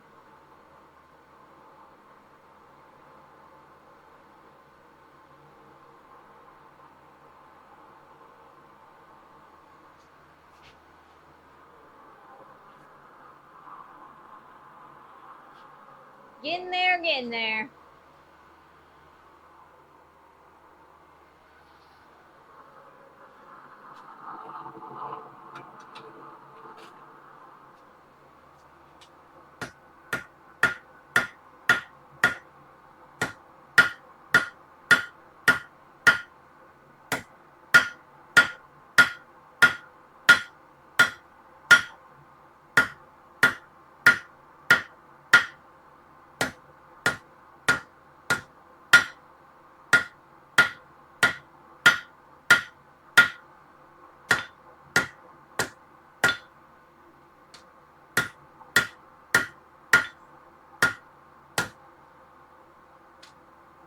Getting an ugly twist in here. They need to fix that, so I'm going to heat it up and we'll fix it. Or maybe we won't. I haven't decided.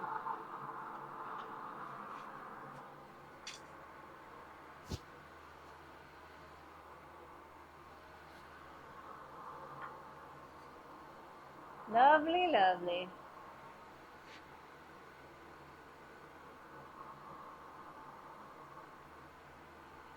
So I think in order to fix that twist, what I'm going to do is I'm probably just going to take the corners off of this.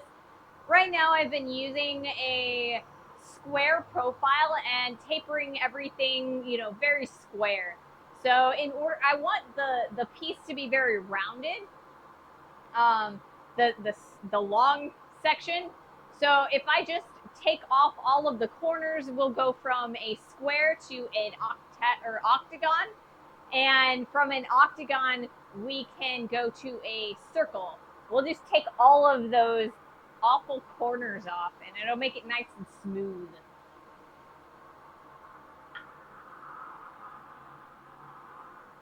But before I do that, I want to taper out that end so we can get our nice hook in there. So that's going to be the thing that I'm going to work on next, is that hook. So on the end, when we did the loop, that was kind of a vertical loop. The loop for this particular stake turner is kind of a horizontal loop. So you can kind of scoop up your stake. So that'll be an interesting method. I haven't decided if I want to do a vertical loop and then bend it over the edge of the anvil, or if I want to do a sideways loop to start with. I could do it either way. We'll see what I think what's easier.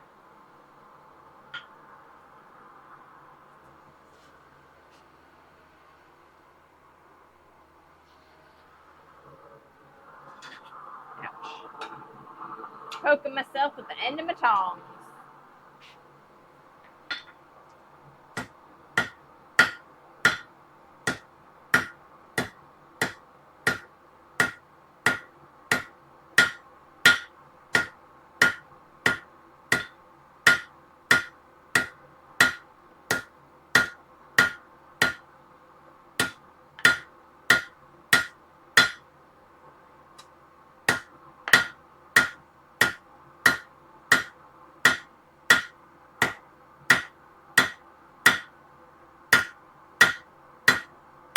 Couple more heats, I think.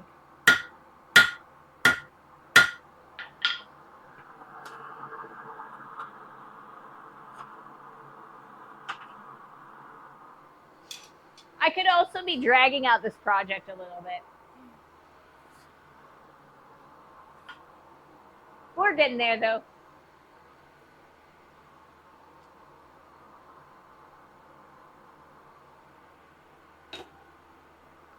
So Wednesday's project is going to be a steak fork, or a grilling fork.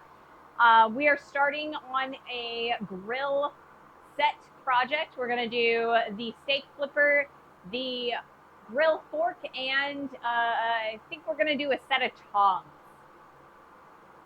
So from there, that should take us the rest of the week, probably some into next week as well with those tongs. The tongs are a little bit more of a complicated project, so it'll probably take us a little bit of time to do that. And so that is our next week and a half-ish. And then Friday of next week, we will be canceling the stream because I'm pushing it to Saturday. Not this weekend, but next weekend, we're going to go to a blacksmithing conference. So I will be live streaming from Ohio at the blacksmithing conference. It is Quad State. And so, yeah. It should be a pretty fun weekend.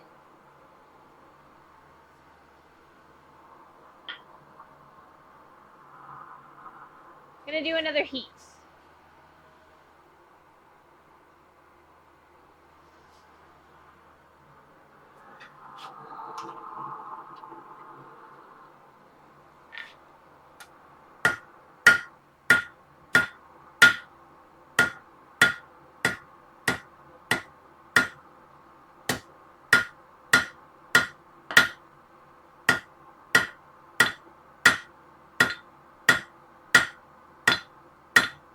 I want this tip to be nice and sharp.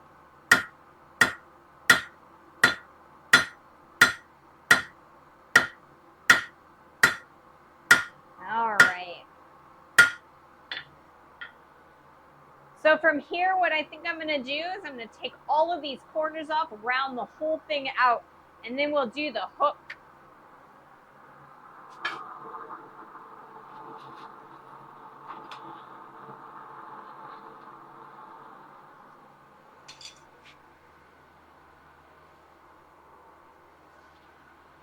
Starting to get sweat in my eye a little bit.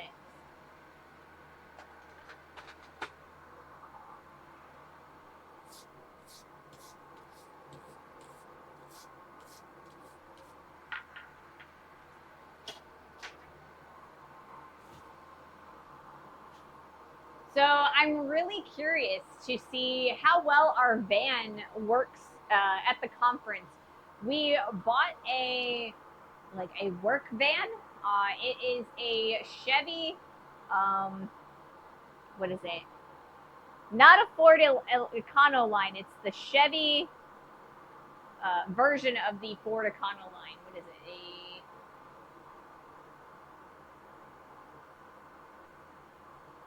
Anyway, we are converting it into a. Yes, it's an Express, a Chevy Express. We're converting it into a camper. So there's a bed back there, and we've got an air conditioner and a whole bunch of storage and things. So I'm interested to see how well it works for camping. So I think our first major trip will be this Ohio trip. I'd like to do a little bit of camping next weekend, but it kind of depends on if we get the supplies that we ordered from Wayfair in time. Got a backup battery? We do have a backup battery. So we have 1,000 watt hours of power, and we also have shore power. I installed a shore power plug. So when you go to a campsite and you can like plug in your RV to power. And so there's like we cut a hole in the body of the van and stuck a plug. So it's like a tiny extension cord that we can plug in our power to, or our power supply to. And then that's where the air conditioner will plug into. So it's pretty nice. It should work very well anywhere that we have power. But I don't think that we're going to be able to use it for very long in a location that does not have power. We can definitely recharge the battery off of the alternator, but if we're going to be staying for a long period of time, I don't really want to have or start the van in the parking spot, or in the camping spot.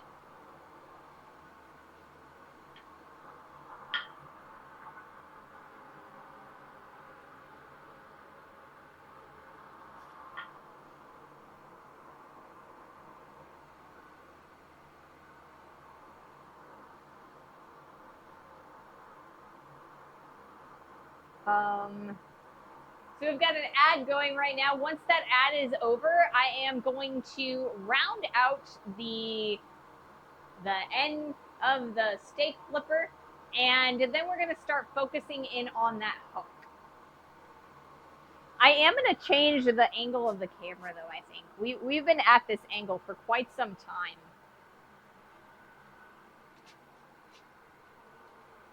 That in the middle of I think it might be. No, it's not. Somehow it's not. So that's good.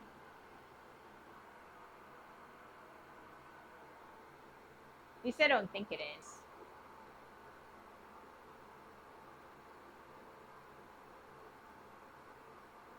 I'll have to go over to the other camera and take a look.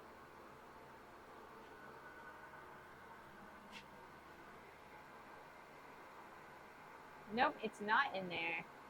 We're good.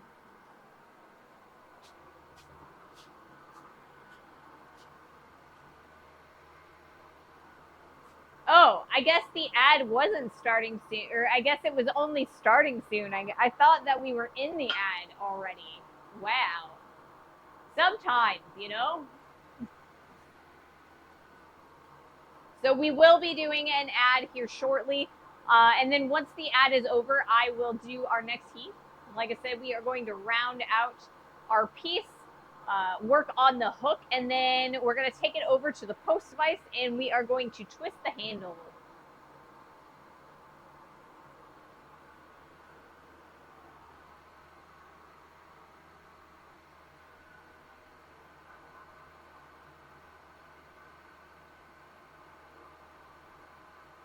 Dr. Optimal, I don't know if you can see me because we're on ad time right now. So once that ad is over, I will answer your question. I just want to make sure that you get to hear it.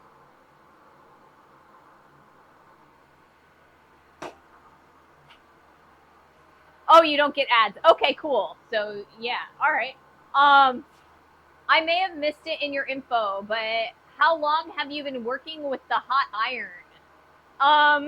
Are you so this particular piece of iron? I started this piece when the stream started, so I've been working with it for about 2 hours. And overall, I've been a blacksmith since 2010. I did take about a 5-year break between 2020 and about November of last year. And because I got sick, you can probably imagine what I got, and it took me a long time to kind of get over it. But I have about 10 years of blacksmithing experience. So, yeah, not bad. I've been doing it for a little while at least.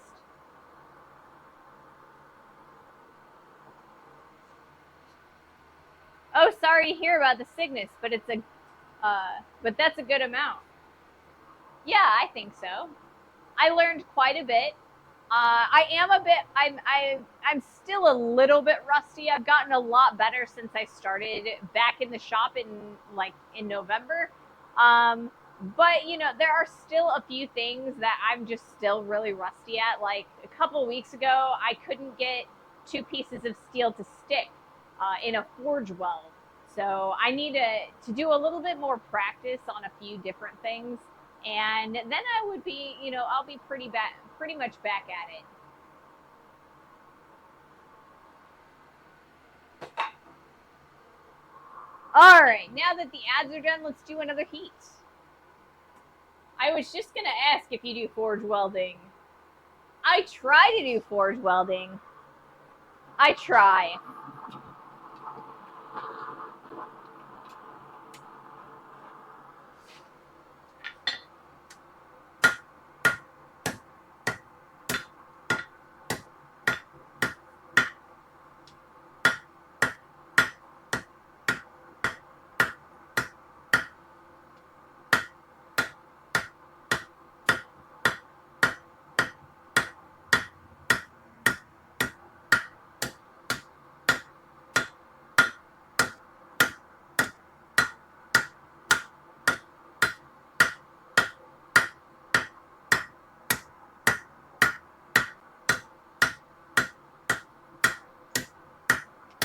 I think I'm gonna do one more heat, taking down the corners, because we've got a little bit of fat metal right there, and I want to take that down just a little bit further. But we're getting there.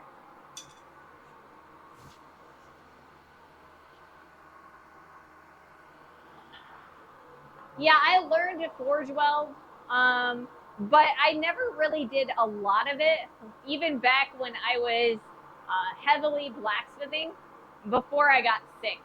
So I was never completely comfortable with it, and nowadays it's been so long since I've done it that I feel like I need to completely relearn it almost. I'll get there though. I do have a plan for a full stream where I do nothing but forge weld. But we're gonna do that on the coal forge, and I need to make sure that I have a buddy. So I need to make sure that my partner has a day off that we can use for that.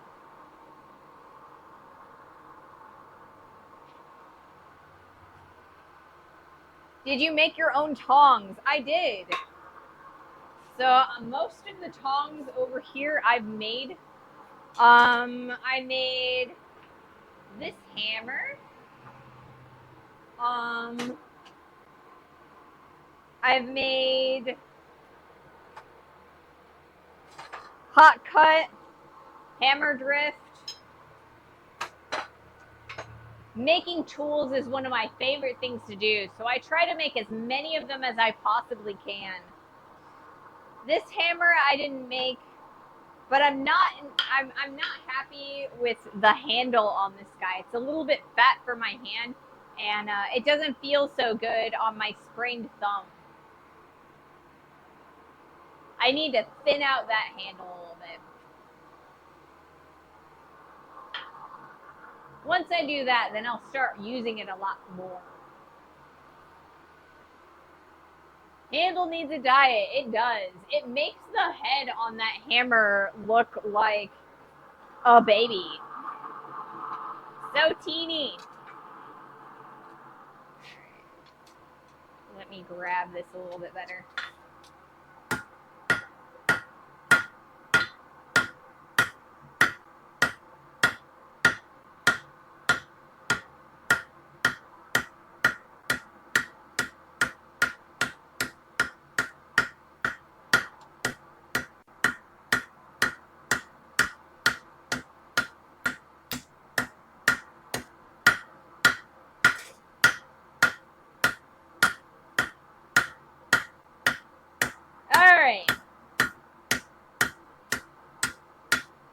Our next heat, I'm going to bend the hook for this guy.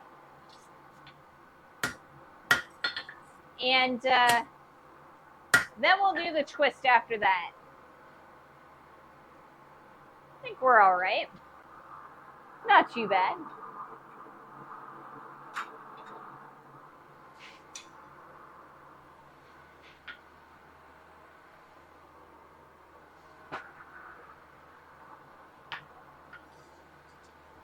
Get rid of some of the scale.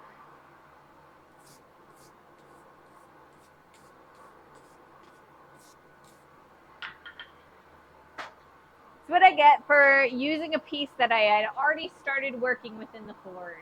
Lots and lots of extra scale.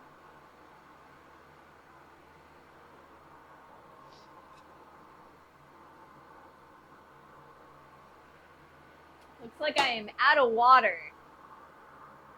So I only got a couple of things left to do for this piece, so I think I should be all right. I don't know. I think I'm gonna go grab a Gatorade. I will be right back. I'll talk to you guys while I'm doing it. It's really hot, so I like to keep hydrated by drinking lots of water, but I've drank 42 ounces. And I need to replenish some electrolytes. Hey, Jack. I'm not gone forever. I'm back. I just went to go grab some Gatorade. This is orange. It's orange lime Gatorade. It's kind of like a half and half mix. It's weird. I don't know what I think about it. It's a little on the sour side. But it's got a nice orange sweet aftertaste. It's kind of weird. All right, let's put this hook into our steak flipper. That's what this is supposed to be, right? Yeah, steak flipper.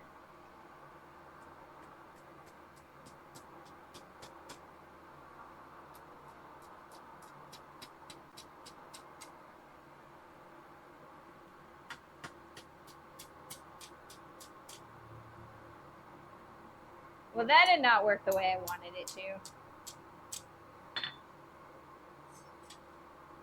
I'm gonna get some more heat and I'm gonna attempt to do this all over again. I've never done this before, so we're gonna take a look at it. Looks like it needs vodka. I mean, it probably does, but I don't do a lot of drinking, especially when I am blacksmithing.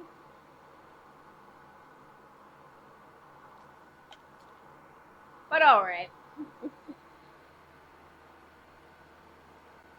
I never really got into the habit of drinking when I was in college because I didn't have a lot of money. I was kind of a scholarship kid. So all of my extra money, because I was an art kid, had to go to art supplies. And so I didn't get to do a lot of drinking. That was not how I thought you were going to do that. I thought you were going to use the hole in the anvil. I don't know why. Yeah, I have a tendency to curl tails like off of the edge of the anvil and then use the horn of the anvil to kind of fix them. That, like I said, that was garbage. I did a horrible job there. I need to do a little bit better of a job. So I think what I'm going to do is I'm just going to hook it and then I'm going to bend the whole thing over. I think that's probably going to be the better method. I only drink when I can lead to the afterlife or to when I can lead to life-altering consequences. I don't know about that.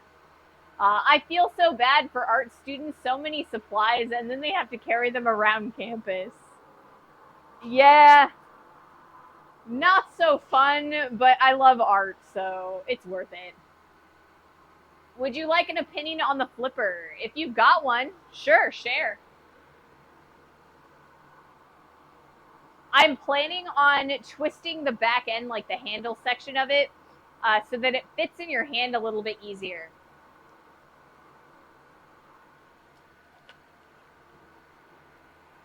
I also think it's a little bit on the short side to how I would normally want it myself, but it's going on the wall, so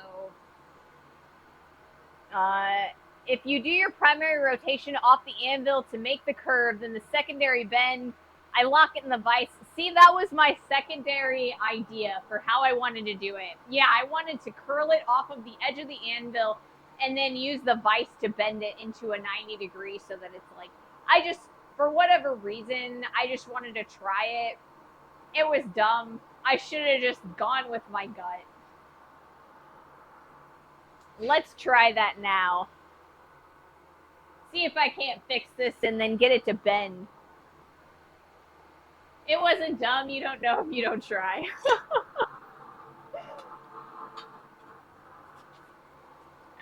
All right. It's a little bit wonky, so we'll strain it out at the horn a little bit. Bring it around.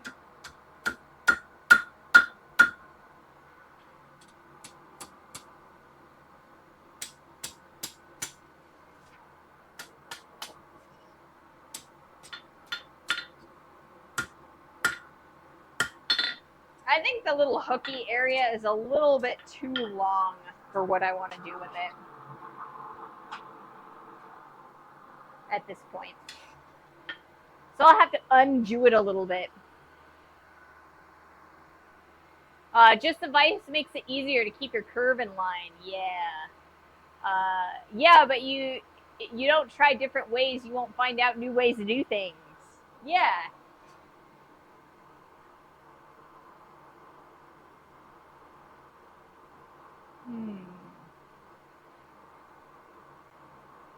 I had a thought. So I thought that my curl was a little bit too deep, but it might actually not be that deep. I think what I'm going to do is I'm going to bend it at the post vise and then I'm going to reassess it. It might not be as long as I think it is, especially if I center the stick into the loop.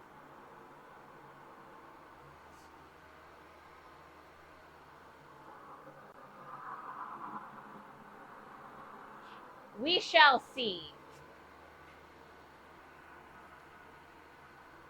I'm going to put that there. I'm going to put that there. That guy can stay. It'll probably fall, though. All right. I'm going to move the camera real fast so that I can get a good view of what we're doing. And then once I got that,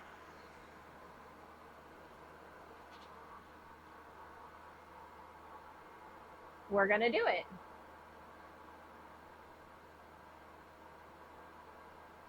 We will be doing several things at this post vice because we're going to put a twist in the handle as well. So I think we'll be all right just sticking here for most of the rest of the stream.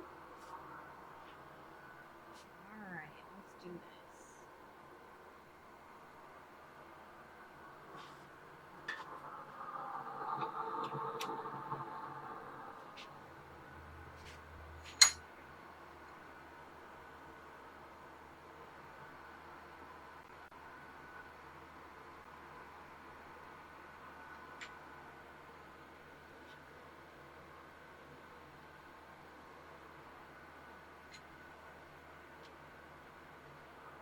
Not too bad, not too bad. I think that might actually work the way I want it to.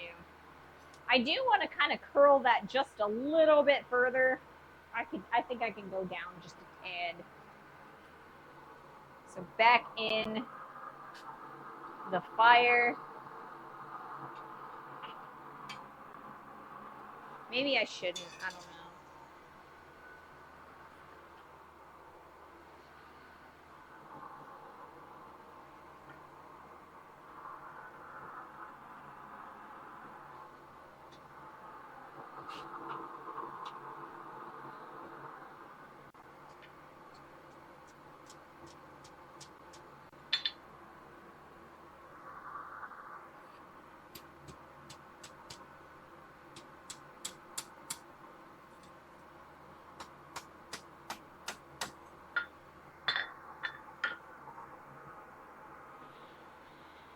So we've kind of got it. Well, I don't know. I probably should have did. So that's kind of where I've got it right now. It's kind of a nice loop. So I think I'm pretty happy with that. We're going to turn this backwards and twist the handle.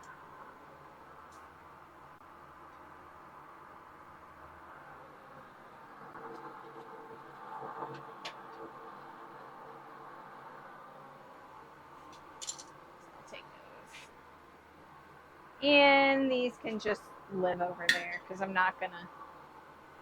It's all right.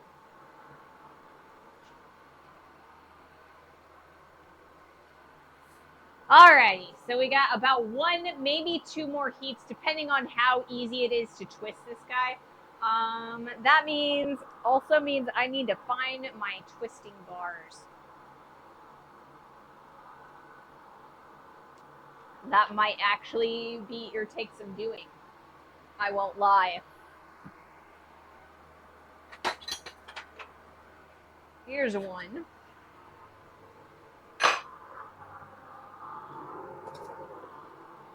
Here's another.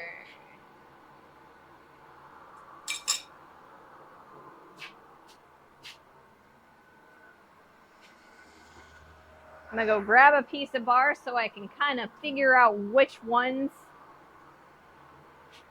I need to use. Too big. That one. This one right there. So I'm gonna put that there. And then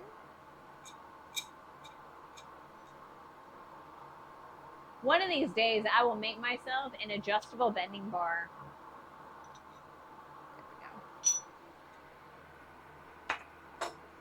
But you know what? Right now I don't got one.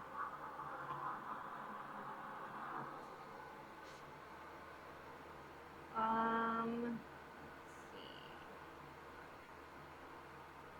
What's the best view? I think I'm gonna actually twist this guy this direction, the post vice.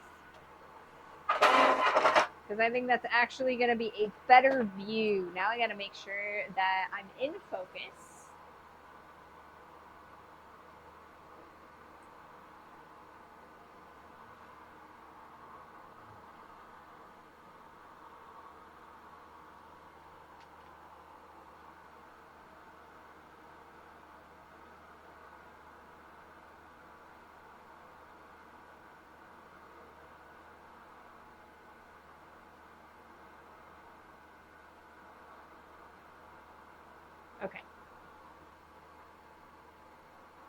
theoretically, that should go all right.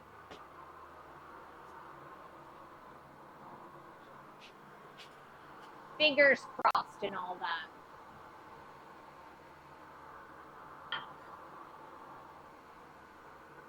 Alrighty. This should be one of the last probably 2 heats. It usually takes me about 2 heats to get a good twist going. But yeah, that's what we're planning on doing. A lovely twist. And then we will be done. So on Wednesday, you will see the stake flipper on the project wall, probably above the Ray's Smithy sign. And we will be starting on our steak or our grilling fork. All right, let's do our first of those 2 heats. Let's see that, and I want that on that direction. Should be good.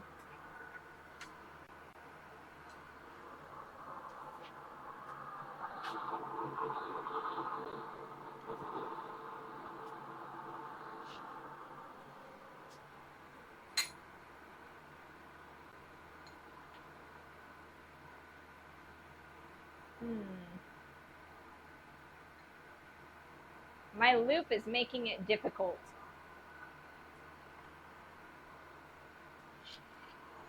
I made it difficult for myself, guys. I made it difficult for myself.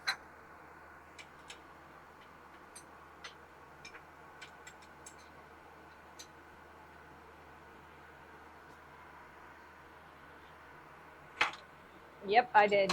All right, this is going to take another heat because I'm not entirely the smartest.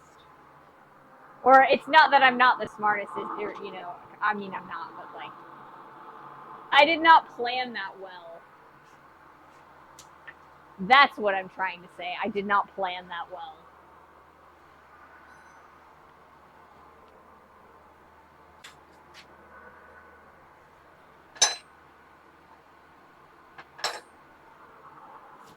Planning is important, especially when you are doing a twist.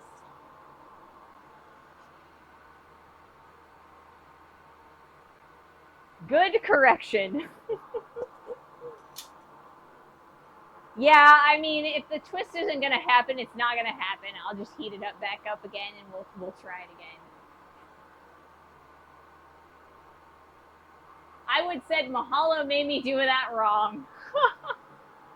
I wouldn't do that to my mods. My mods are awesome. I don't want to blame things on them.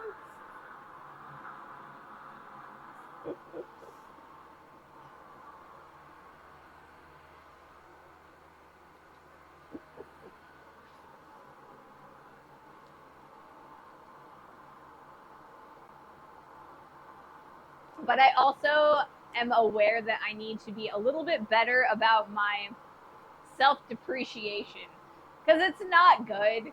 I mean, I know what I'm doing. I just try things, or you know, a lack of planning and, you know, trying things. Sometimes it, you know, things happen.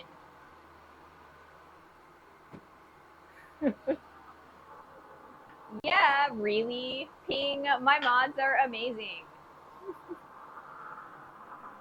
I appreciate you guys. I would definitely not want to blame you for things.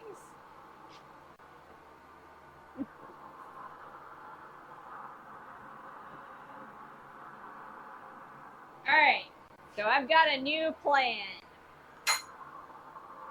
on how I'm going to do this.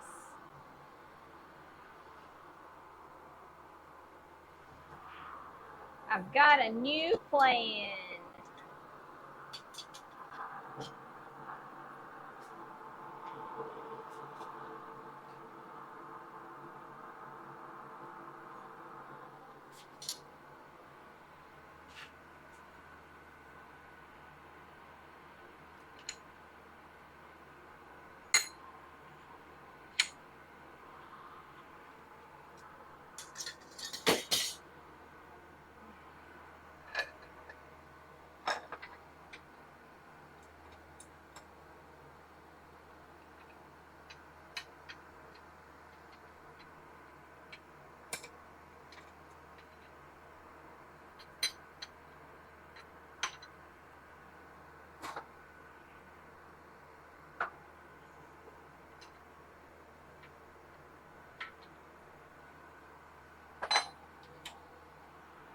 That one's not happy with me.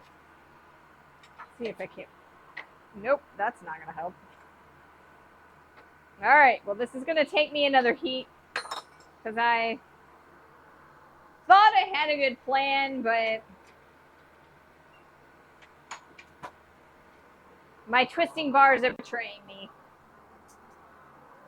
I'm gonna blame that one on the twisting bars.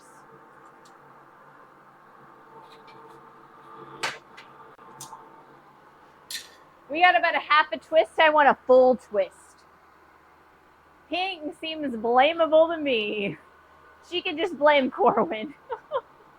That's probably true. Pink is blamable. I don't know.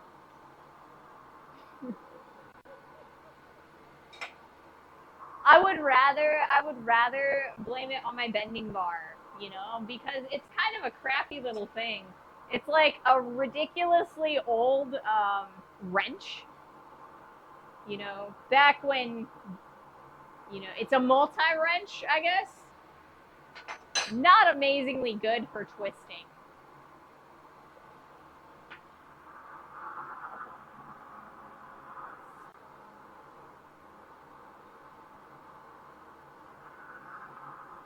I'm going to let it heat. I don't want to let it heat that long. I am going to snooze this ad break. It is snoozed for 5 minutes. Tap the handle of the vise to tighten. Fishbone. Yes, that is what it is. Yeah, I need to tighten the vise a little bit better. That'll make it a lot easier to deal with. So I had snoozed the ad the first time. We were going to get an ad in about 3 minutes. So now it's snoozed another 2. So we have about 5 minutes to get this done. But I don't want you guys to have to watch an ad just before I'm going to raid off. Once this is done, I will probably be ending the stream. You know, it helps if you change your cameras, guys. It helps when you change your cameras.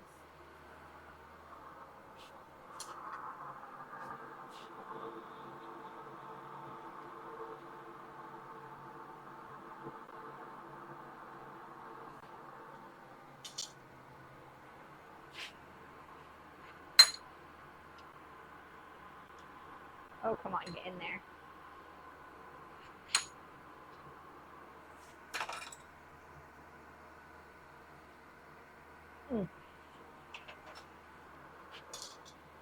It also does not help that, like, I have a fan blowing directly on it.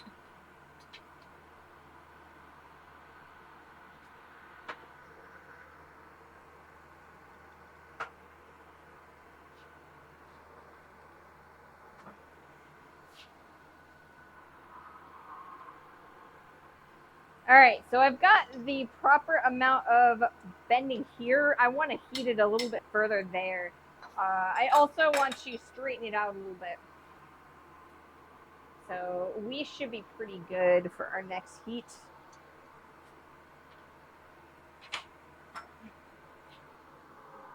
But we're close. I'm sorry, I keep saying that. But you know what? It takes as long as it takes.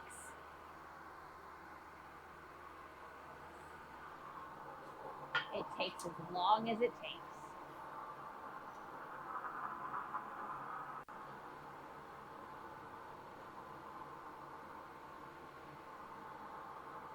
I think I'm all right there. So we're going to be doing one more heat, and then we will probably be raiding off because we will be finished with our piece. Or I might straighten it out. But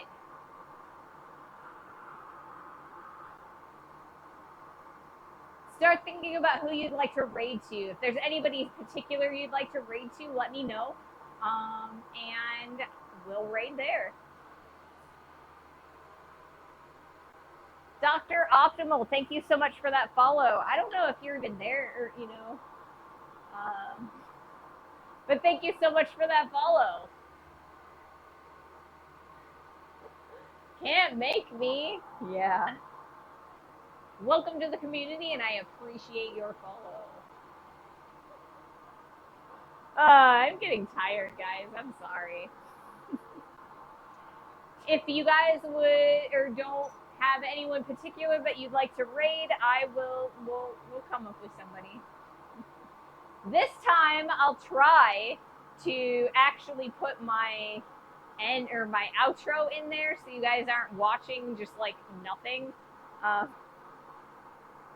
Now I have to apologize about the outro. I have edited it and I added our new subscribers to it. However, for whatever reason, YouTube is not liking that video, so it won't upload for me correctly, and therefore I can't get it over to the other piece or to the other computer. So I haven't changed it yet.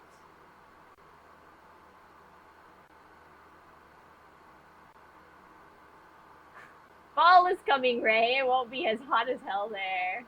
Oh, and Dr. Optimal is there. Just watching the fire goodness. Awesome. I am a little bit slap happy right now. I'm doing my best, though. All right. Let's do one more heat. At least one more heat with this. On this process? I don't know. Something to that effect.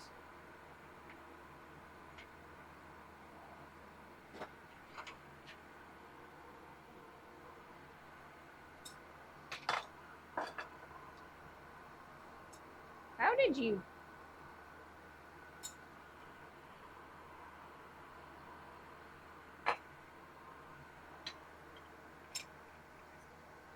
I don't know.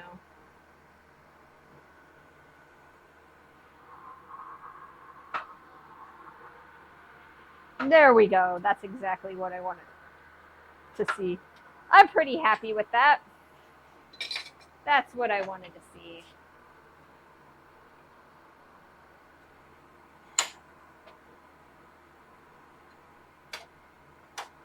All right, guys.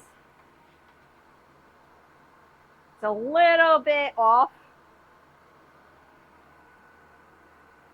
but I think it'll be all right.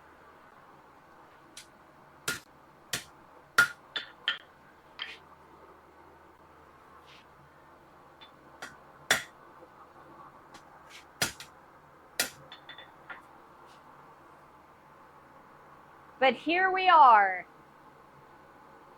a steak flipper. So what you do is you pick up the steak using the little hooky and then you flip it over. So this is it. Let me see if I can't show you guys a little bit easier.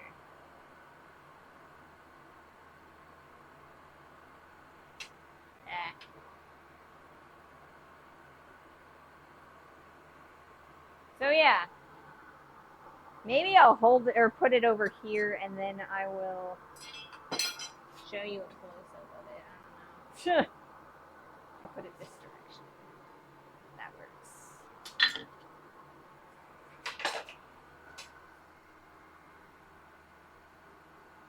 Got a grill on next Wednesday and use tools. Farewell stream before Ohio. Maybe. Maybe.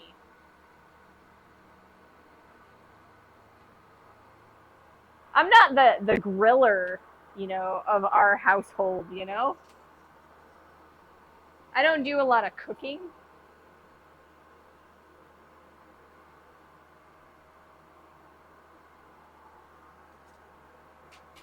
All right. Let's see if I can't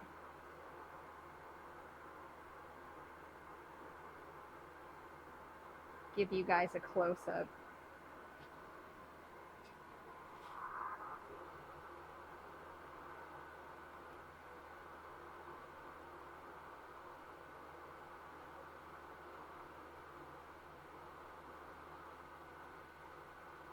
Come on.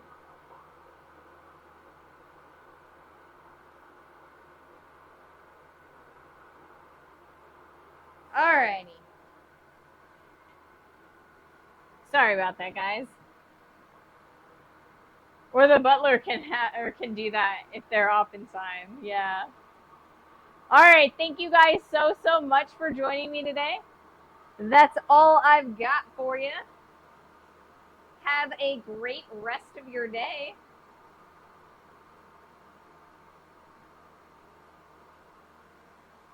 Is there anybody particularly that you'd like to raid? Otherwise, I will find somebody.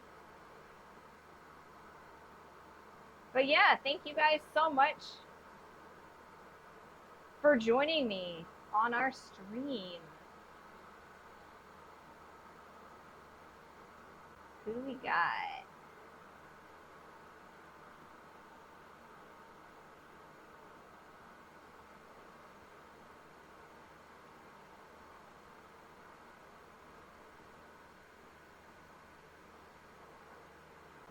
Doom Fruit Art.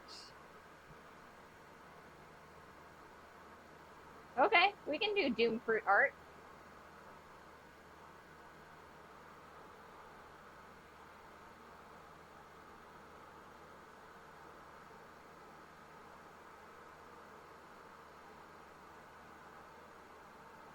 Ooh, that's really pretty. Create a creature.